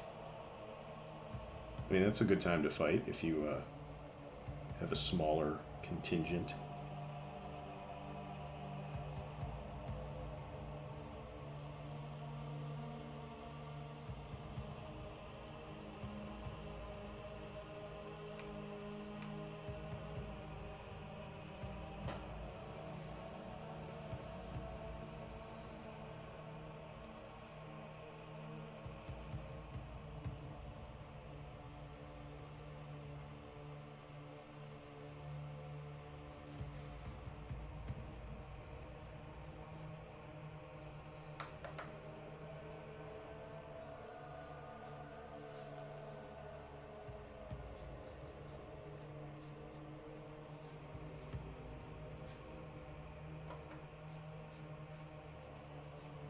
I just need like a placeholder or something for this sword.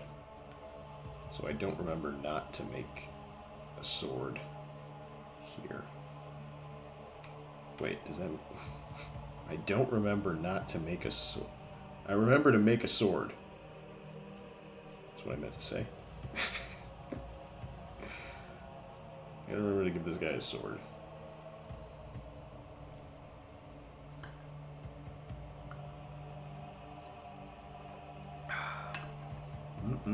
Coffee. Can't live without it. I almost said can't live with it, but I'm pretty sure I can live with it. I'm pretty good with it. I'm good with coffee. Yeah. Go blue again.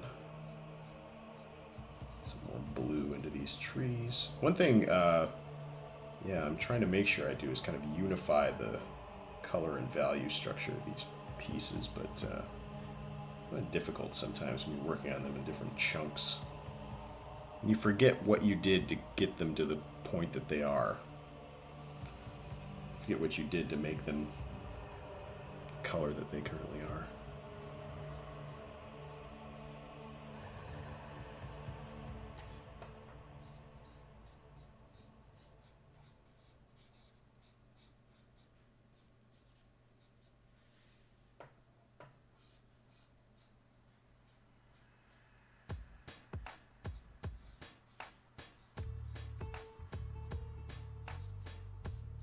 I do want this to be pretty much obscured. Probably make this corner fairly dark so it's not distracting from anything else.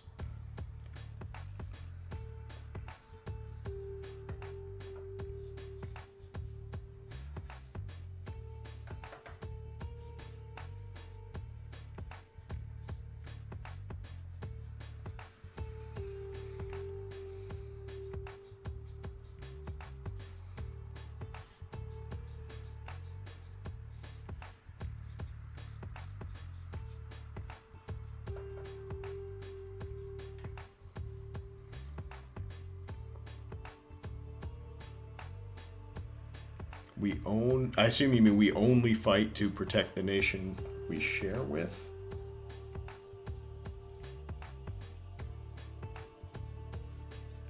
That's fair.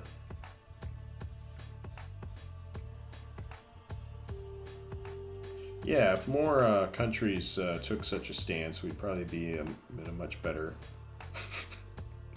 maybe a much better state of the world. Fortunately, most wars aren't initiated defensively. I mean, that's sort of... I don't know if you can initiate a war defensively. I don't know if that's logically possible.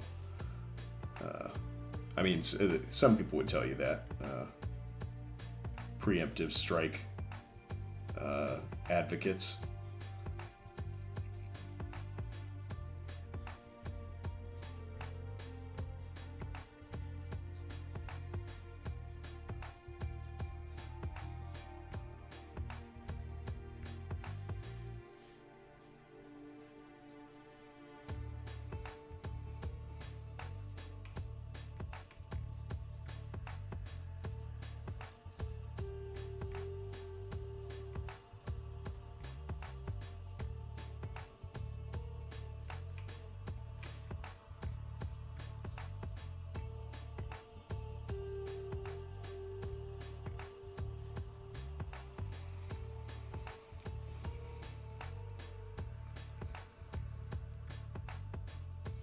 Gotta make sure to save this thing so I don't lose all my progress.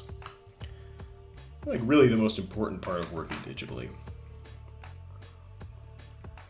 Remember to save your progress.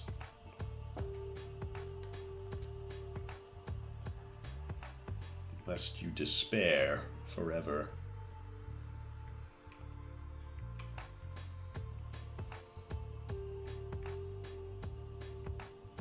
Oops. Wrong layer. We're going back to the trees. I'm going to get on the right layer. Alt delete.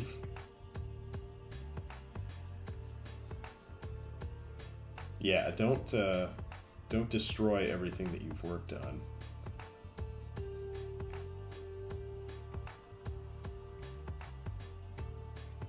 It's the key.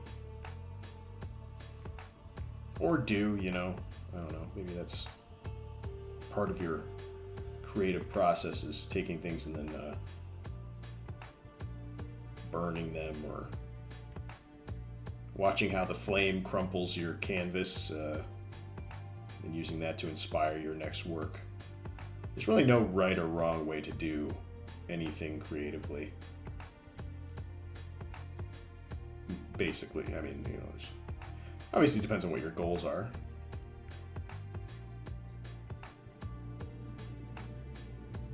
I guess there's a right and a wrong way to do everything.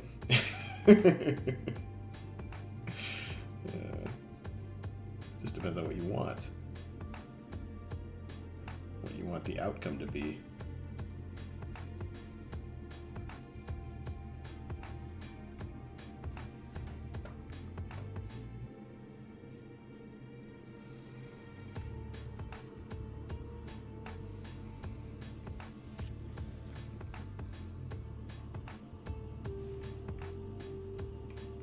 Some of this kind of blue down here that's in here.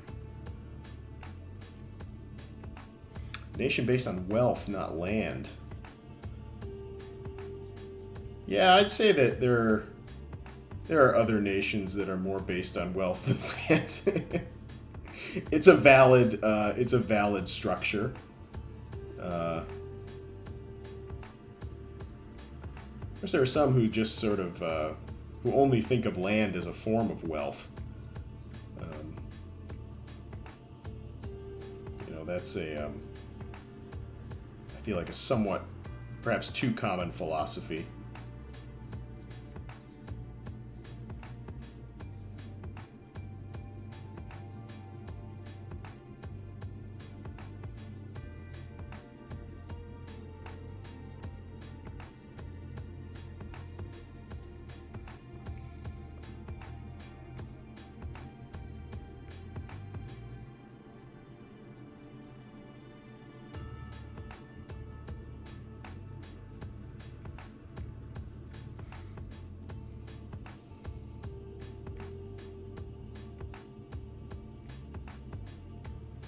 I'm starting to get the munchies a little bit here.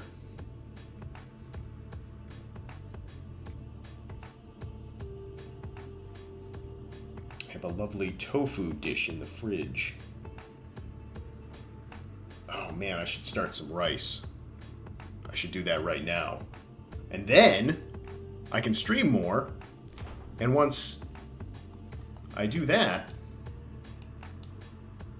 it'll be good to go. Okay, I'm gonna jump. I'm going to stay on, but I will be back in just a moment. You know what I'll do? Do this. Be back in a sec. That looks terrible. All right, I'll be back in just a moment here. And let me...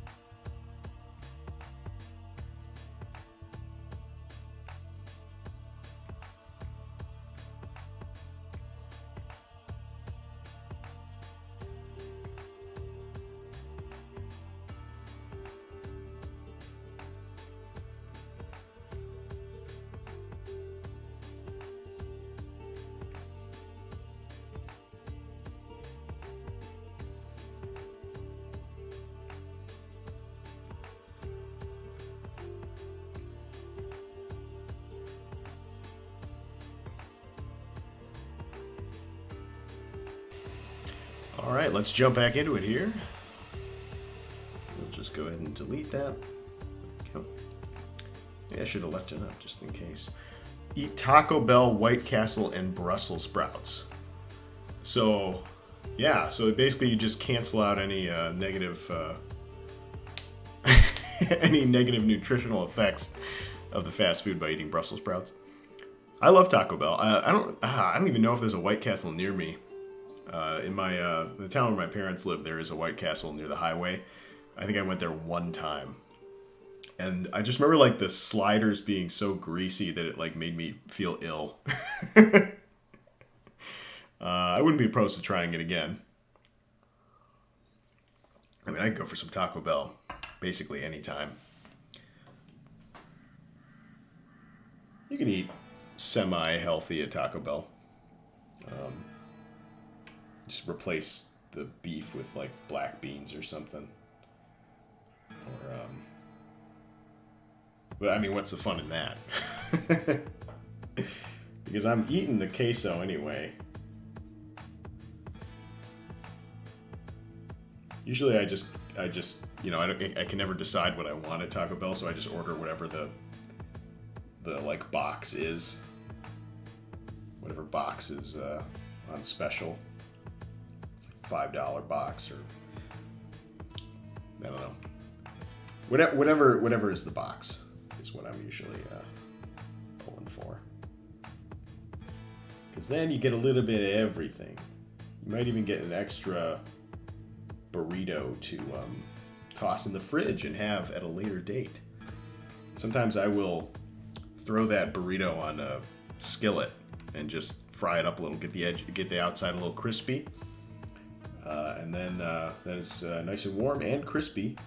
You can enjoy it again. And there's not as many fast foods that you can prepare multiple times, or you can prepare even more than once and they still be good.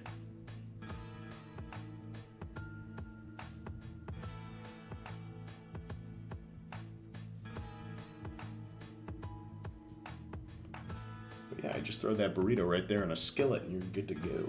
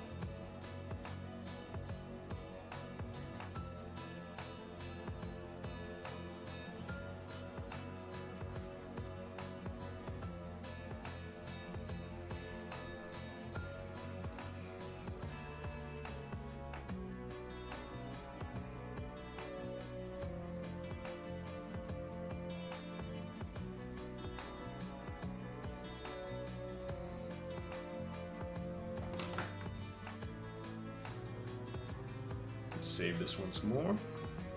Gosh, I am getting hungry. But the rice will be done in like 30 minutes, so I have no choice but to keep painting. Also close this window because the sun is blinding me. I'm in the Midwest, so I haven't seen the sun in weeks. I see. It's a combo fast food diet. Yeah. Yeah, anytime you're doing multiple fast foods in one go, it's probably not going to end well for you.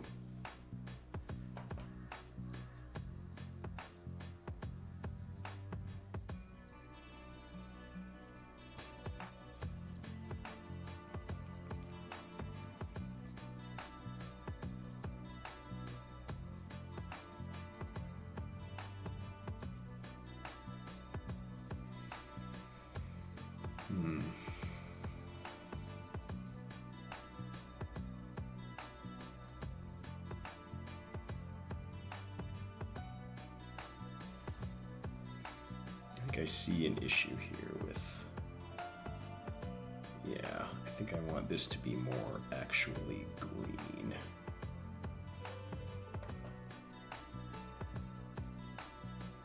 opposed to this teal color. It's clashing too. I mean, I might change the color of the orc anyway, but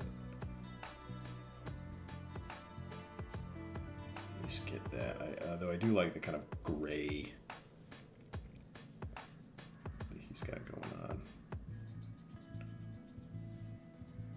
Grayish or pale, the kind of pale, less natural color that he has going on. Oh, never mind, that's supposed to be there.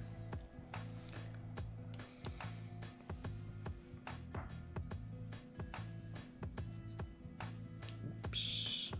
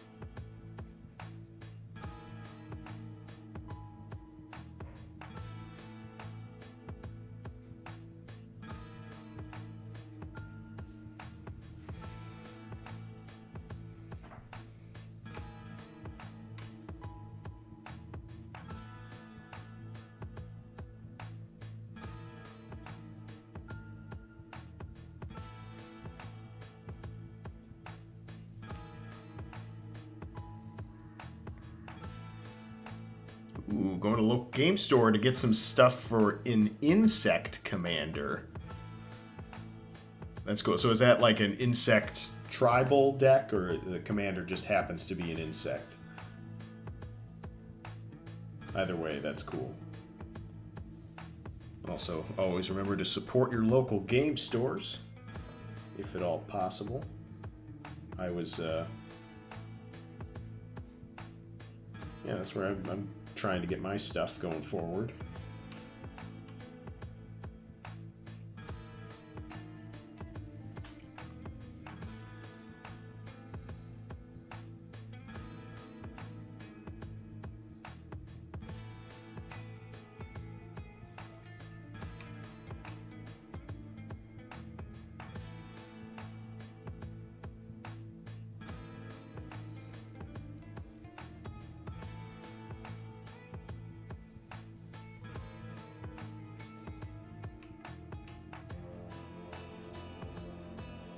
Do some of this on another layer just so it's not interfering.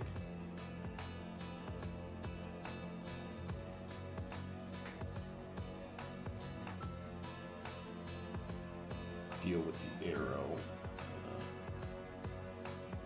after the fact.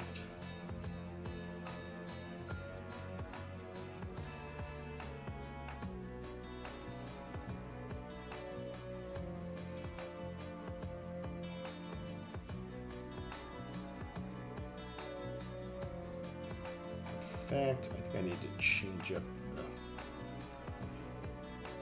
Sometimes this process, there's a little bit of trial and error.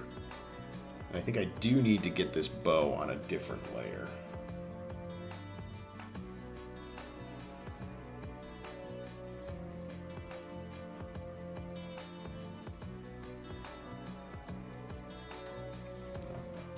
Probably, you know, if I was a responsible artist, I would be looking up reference for a drawn bow. But I am not a responsible artist. I'm a, whatever the opposite of that is, an irresponsible artist, a lazy artist. I'll look it up at a different point. Insect Tribal, very nice. Very cool. Yeah, I like tribal decks. I mean, the only one I have a dinosaurs one that I'm kind of working on, and then the merfolk one. And my other decks are more. I have like 2 other decks that I would consider semi-complete. One of them is just like pump as many tokens as you can and play big stuff because it's the commander is Jaheira, and she makes it so you can tap tokens for green mana. And so if you have a bunch of tokens, you can basically just have infinite mana.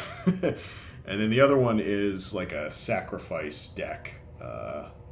Sacrifice slash just get value out of killing your creatures. So, although that one is sort of turning into a vampires deck, just because I do have a lot of vampires in there now.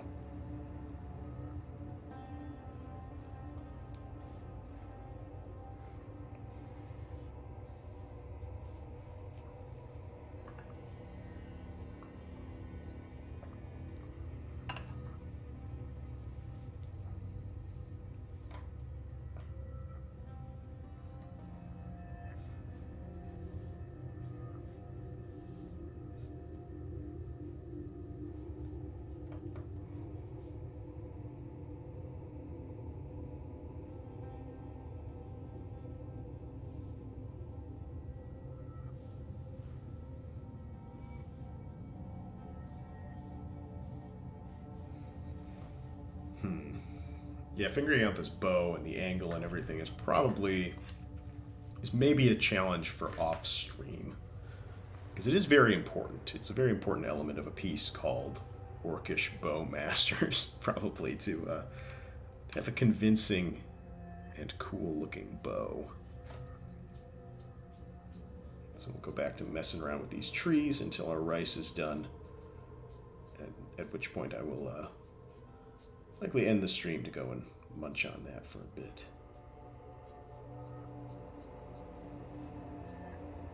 My wife and I got a new rice maker that plays a fun little song when when you press the start button and when it and when it's done.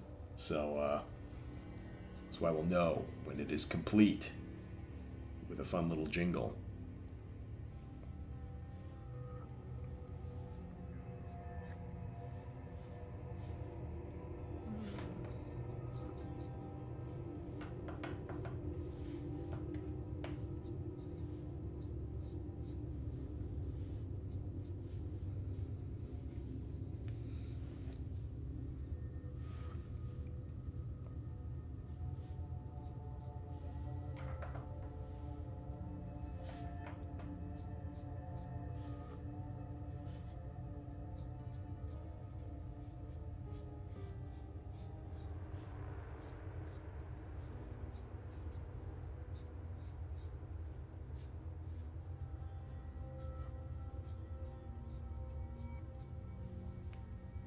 Scoot Swarm. I was actually going to say Scoot Swarm is the I do have Scoot Swarm in my tokens deck. It's a pretty good card. Mob, Scoot Swarm and Mob, Zesk, Hornet's Nest, and Queen, Ant Queen, Grass Planeswalker. I'm not familiar with some of those others, but Scoot Swarm is a great card. Very good little landfall card.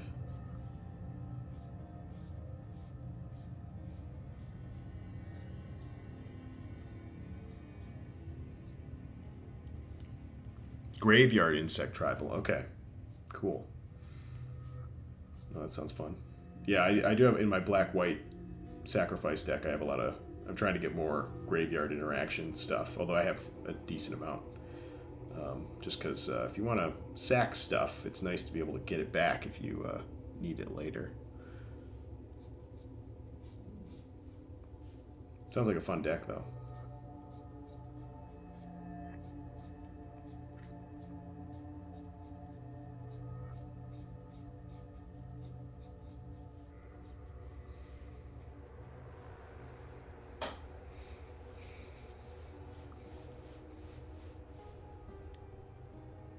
Oops. I was painting on the wrong layer again. Green-black deck. Okay, yeah, that makes sense.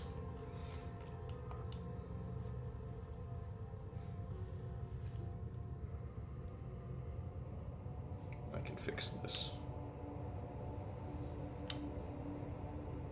Cut. Oops.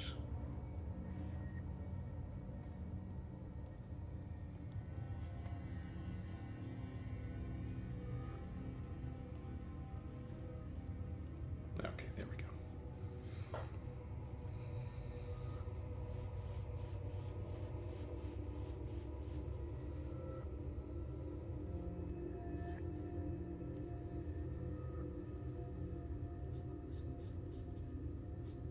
Yeah, I did pull a couple of like I think like fungus,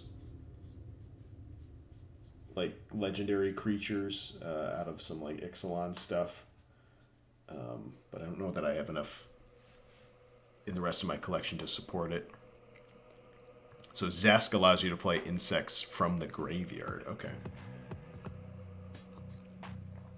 Yeah, that's cool.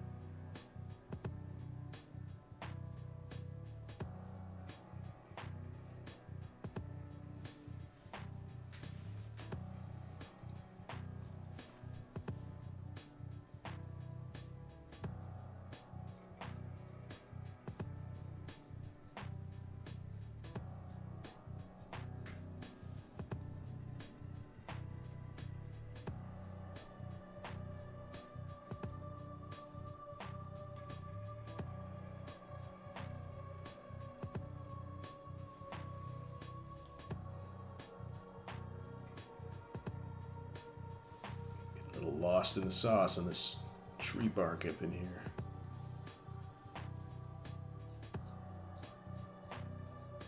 That's usually a good thing when you're painting or drawing. Get lost in it.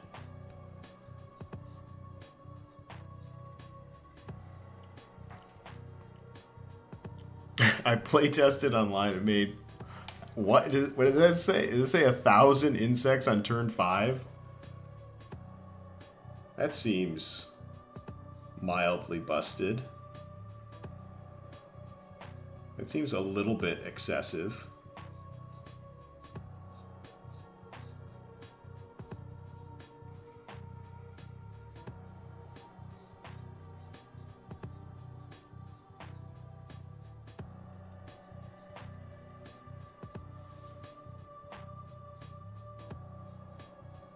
I don't think I've played against anybody who has like truly had like an insanely busted deck yet.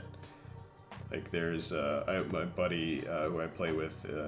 He's got some pretty powerful combos in his decks, but like I've always felt like, well, if he didn't have this, or if I had pulled my removal in time, or whatever, like, or like in a scenario where we were playing, you know, more than just 2-player. His deck might not have succeeded because somebody would have stopped him. But, yeah, that seems like a pretty crazy amount of insects.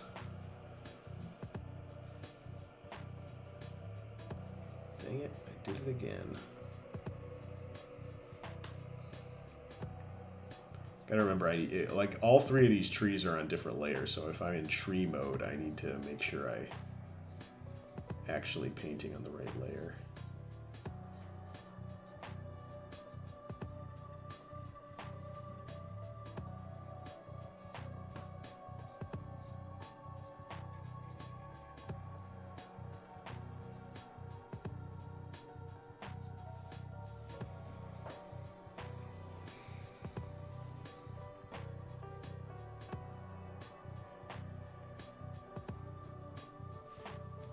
You know, sometimes it's funny because I'm like I look at the screen and I was like, oh yeah, this is just like really tiny right now. But it's because I like to zoom out and look at it like a little tiny picture, just to kind of get a sense of, you know, are the overall shapes and values and colors kind of working. And given that this will be printed at Magic card size, you kind of need to do some stuff like that from time to time, just to make sure that the piece is working as intended. Because it is intended to be very small eventually.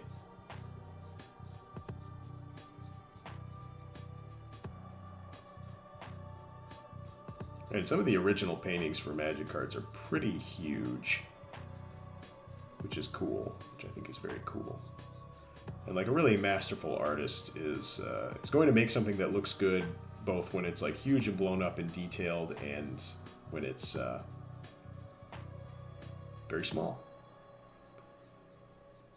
because they understand the hierarchy of values and shapes that they need to make it convincing at both levels.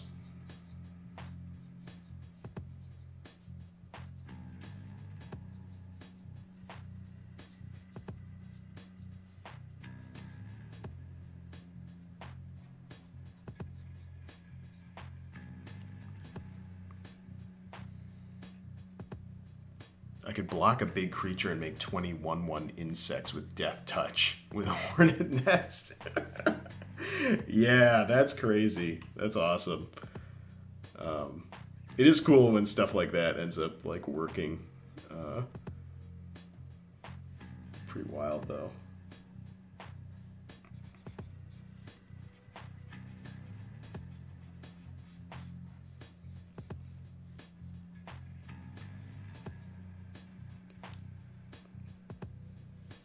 Yeah, I have. There's just one card I have in my token deck that's like it's like a piece of equipment where when you attack with it, it's like it creates tokens based on.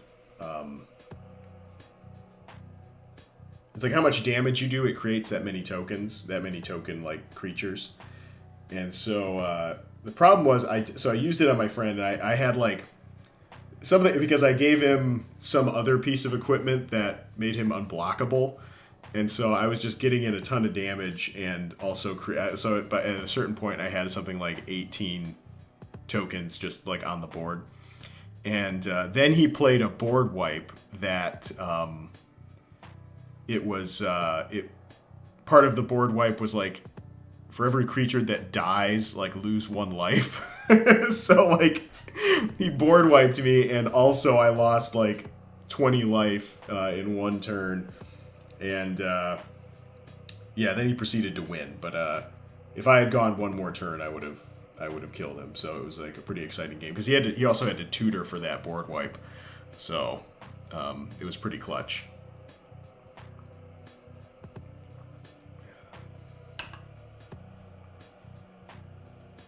Bring back Hornet's Nest, block another creature. Oh, yeah. So you bring it back from the graveyard with, that other card. That's pretty cool. Makes sense.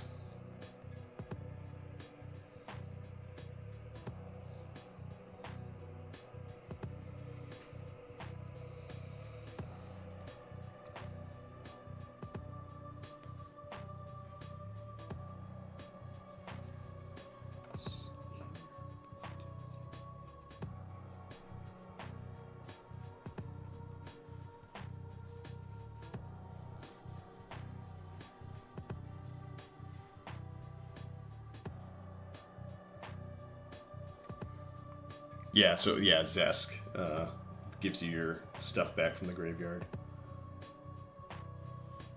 Pretty wild. Pretty wild combo.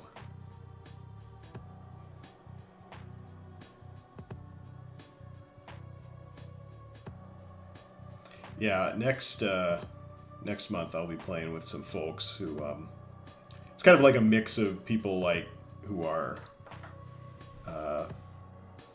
somewhat more experienced and some people who are really fresh to Commander. I'm like pretty fresh myself, so it'll be interesting to see the differences in power level among the decks that we're rolling with.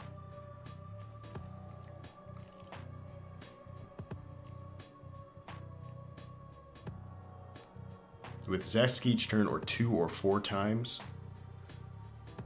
So like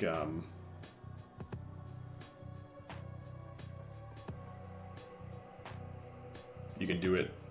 I guess I don't know what you mean by that, but I assume it's like you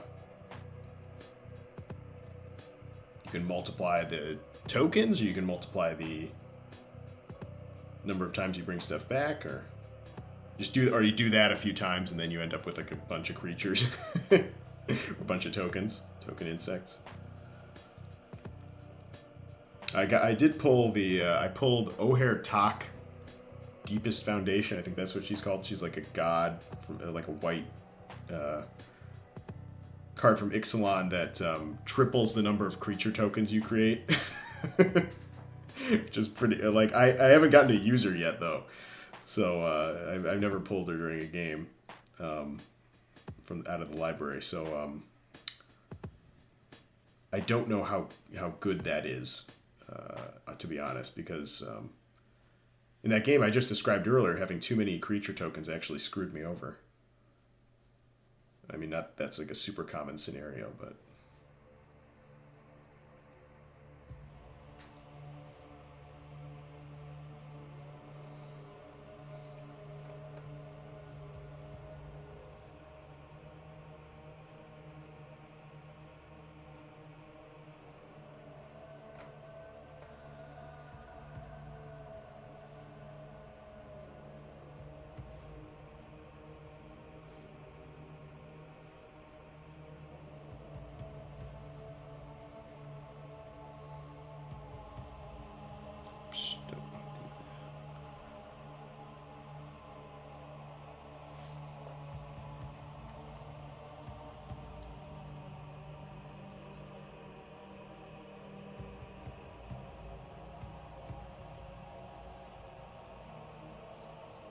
Get some little stones on here. Little stones and such. I will fix in a moment so they blend a little more with the environment.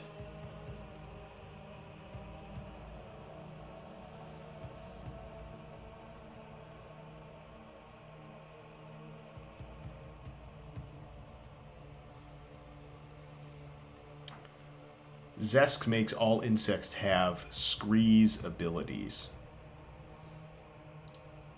What is Scree? Scree.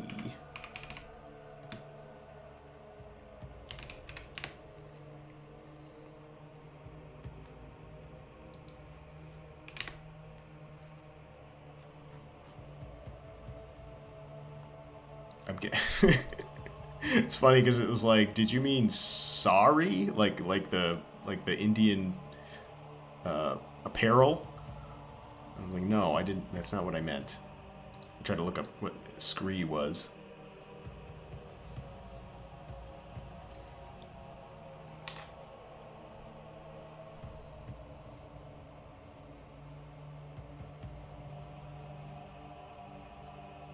Well, in any case, that deck sounds potentially busted, but very good nonetheless.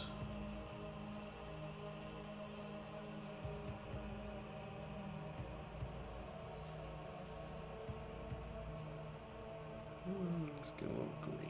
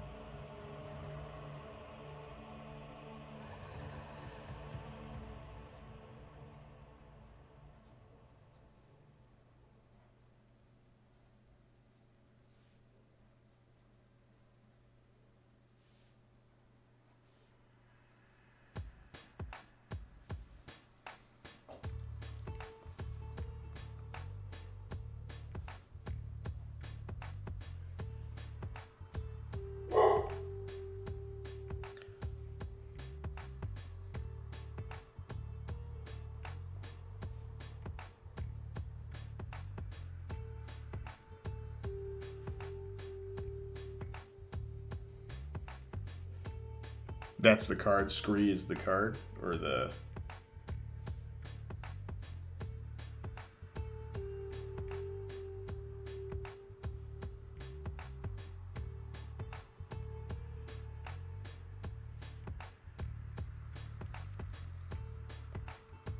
I have to attempt to look it up again. This ain't. Yeah, I'm interested in learning more about insect tribal, because I think I've heard of hornet's nest before, and that being kind of a crazy card potentially.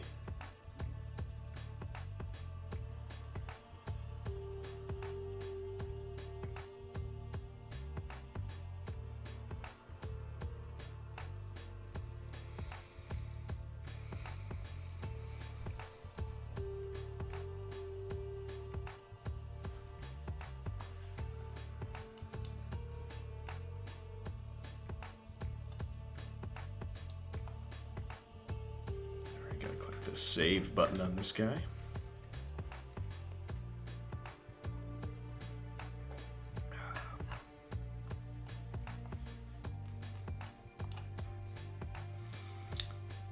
And let's see here.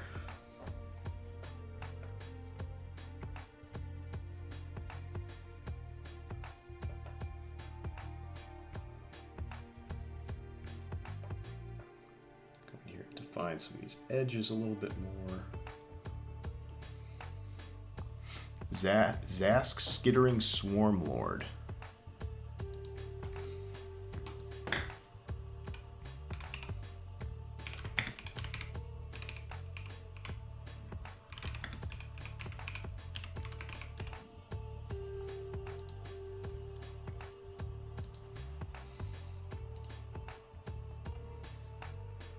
Oh man, the art on this card is actually sick. I love this.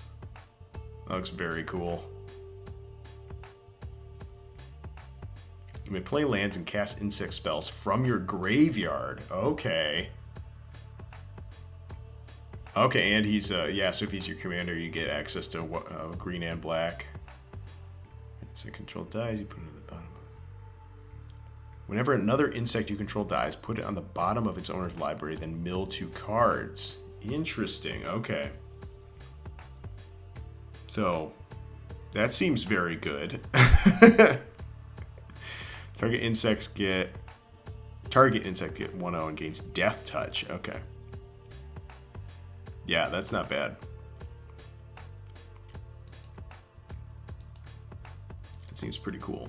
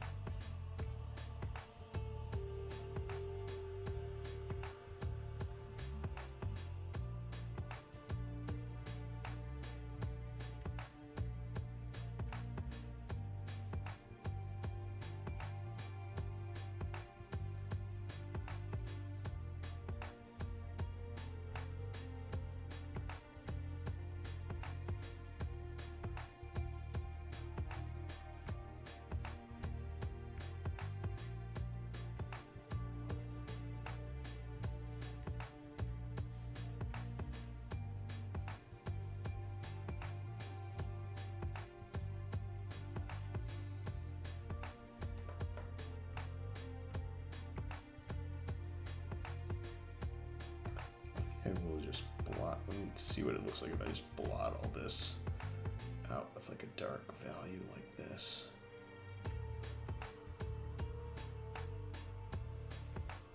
Actually, it doesn't look too bad. Oh no, maybe. Maybe I do that. And then go back in and add a little bit of color after.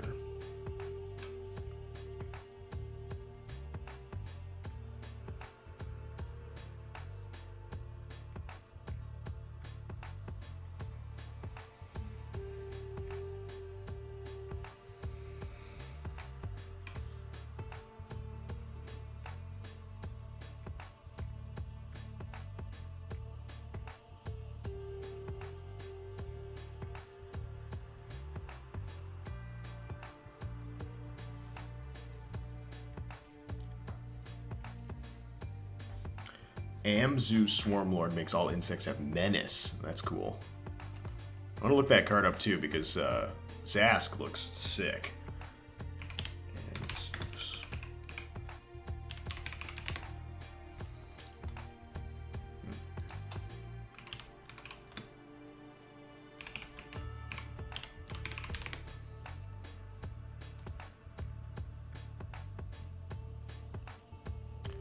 Flying Menace. Is this the right one? Let's see. Other insects you control have Menace. Whenever one or more cards leave your graveyard, you create a 1/1 black and green insect creature token. Ooh. Green insect creature. Then put a number of 1/1 counters on it equal to the greatest mana value among those cards. Okay. I mean, that seems pretty good. This is, and the art on this is really cool too. Holy crap. And what set is this?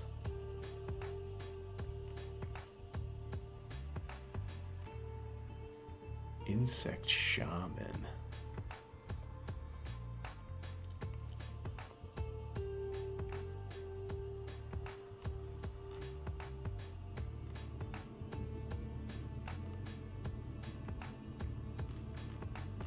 Well, that is a sweet looking card regardless.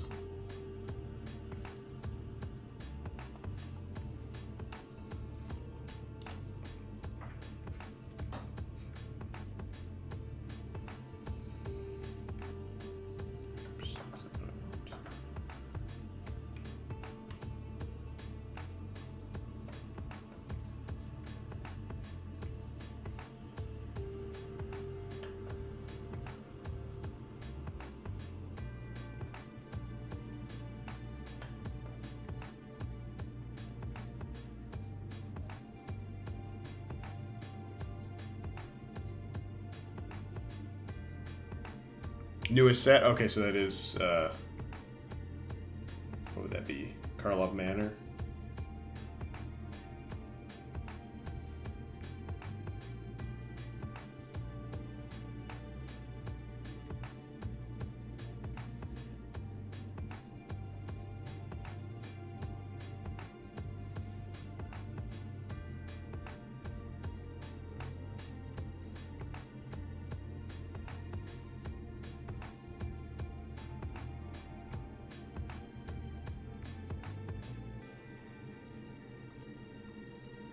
Yeah, that seems sick. Yeah, if I pulled something like that, I'd be tempted to make an insect deck. Seems pretty nice.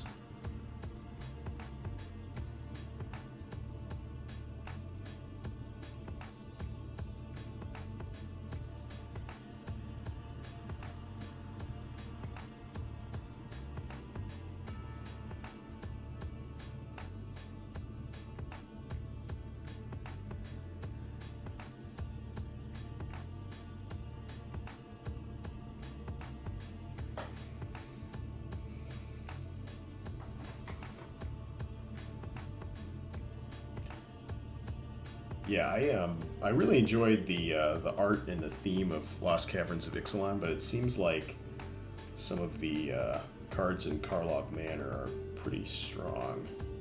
Oops. Or like the mechanics are a little more just generally useful.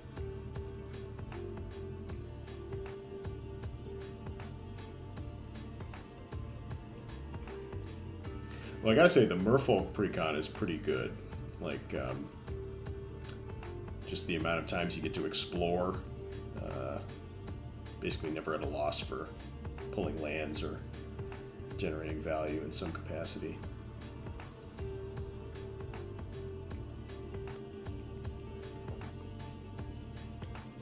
There's one insect with Dredge in the old set that you're thinking of putting in the deck. Yes, I've heard of Dredge, like that mechanic, before.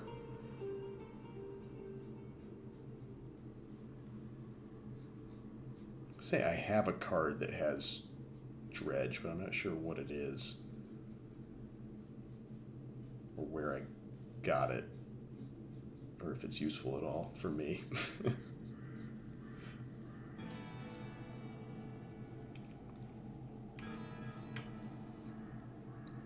Right now, like I am buying some singles to improve one of my decks, but I'm not spending more than like a couple bucks per card. Probably, I think like most of them are like 30-40 cent cards that I'm picking up to put in. So keeping it budget.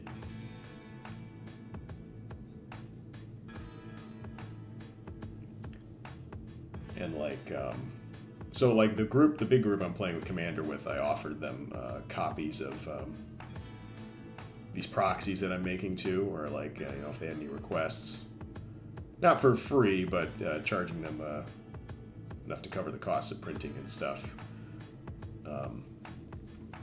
But yeah, I don't know. I wouldn't necessarily bring a lot of my I wouldn't bring any crazy proxies that I didn't own to like a game store or something. I'd clear that with the table I'm playing with first. But probably the most crazy cards that I'd have, I'm not going to go out of my way to pick up. There's a new bird that's powerful. New bird. I don't know if I've heard of that one. I've watched like a couple videos about Karlov Manor, but I wasn't really paying attention.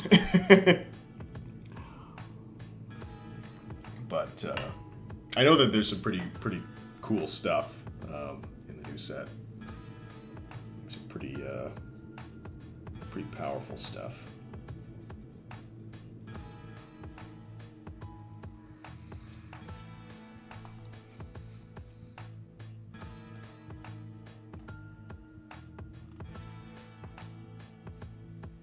God, I hope my rice is almost done.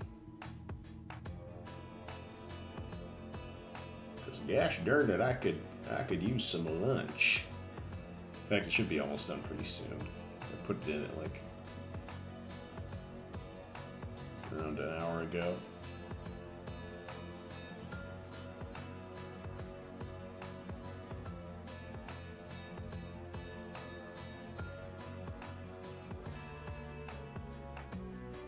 Covenant Falcon. Okay.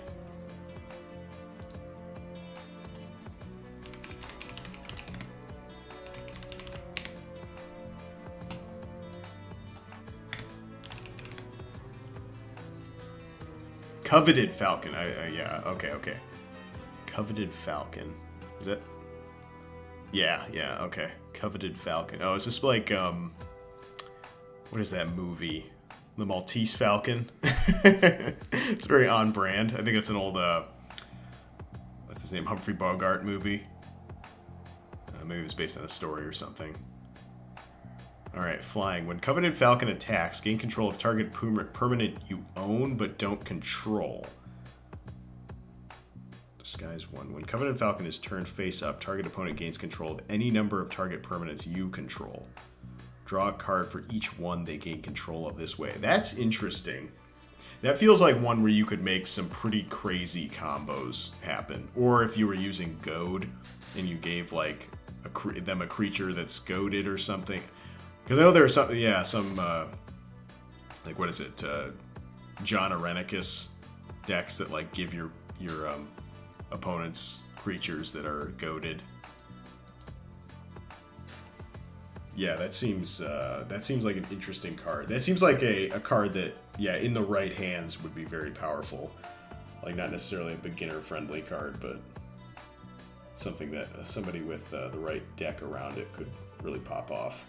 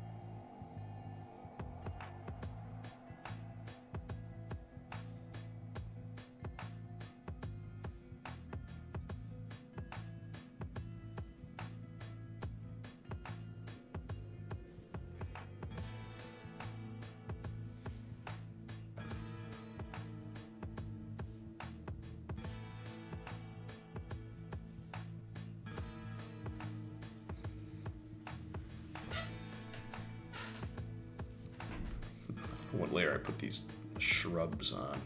How are these gonna go? Okay. What is this layer?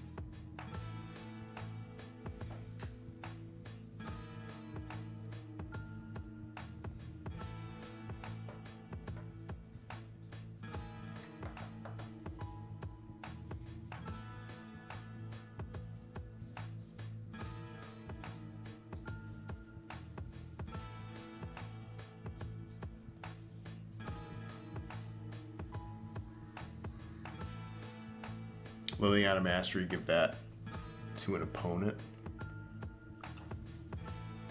Assuming that's a mechanic that will allow you to give stuff to an opponent.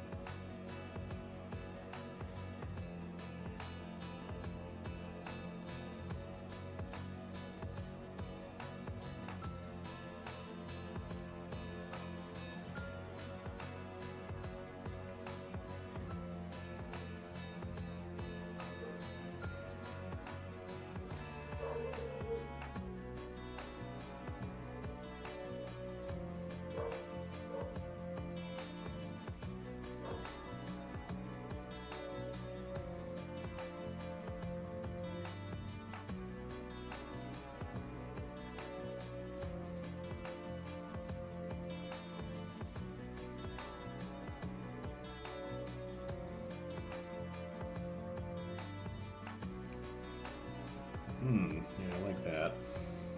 Put that in the background a little. Give me that a little more layered feeling.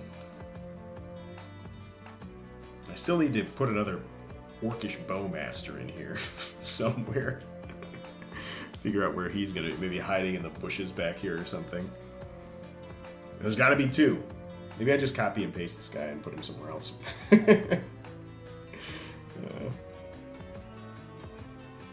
I mean, I'm certainly not above copy and pasting it, but then maybe like editing this one so that there's another one kind of like leaning over this hedge here, also aiming their bow like somewhere in this direction. Don't mind that.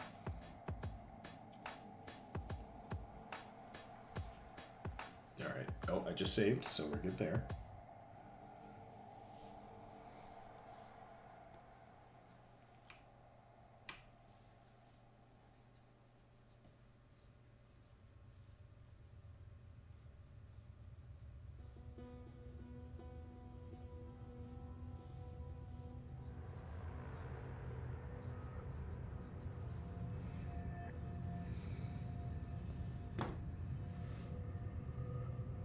Yeah, I like how this is coming along so far. Alrighty, well, I think I'm going to call it a day here. We'll go ahead and save, make sure both of these projects are saved. I definitely did not work on this one as much as I had hoped, but got a good ways on Orcish Bowmasters here, which is cool. I'm gonna hop off, but I'll be on again soon. Probably continuing to work on these pieces and maybe starting one more. I've got 2 pieces done already for this series, and 2 more that obviously are partway done, and then one that's like I'm trying to decide if I want to start it over completely, but it's in a good place. In any case, hoping to have a couple of these in a semi-finished state by the end of the week, so maybe I'll be streaming again the next couple of days. Thank you, Collector Invest, for joining me and talking Magic and stuff, telling me about your insect deck and whatnot.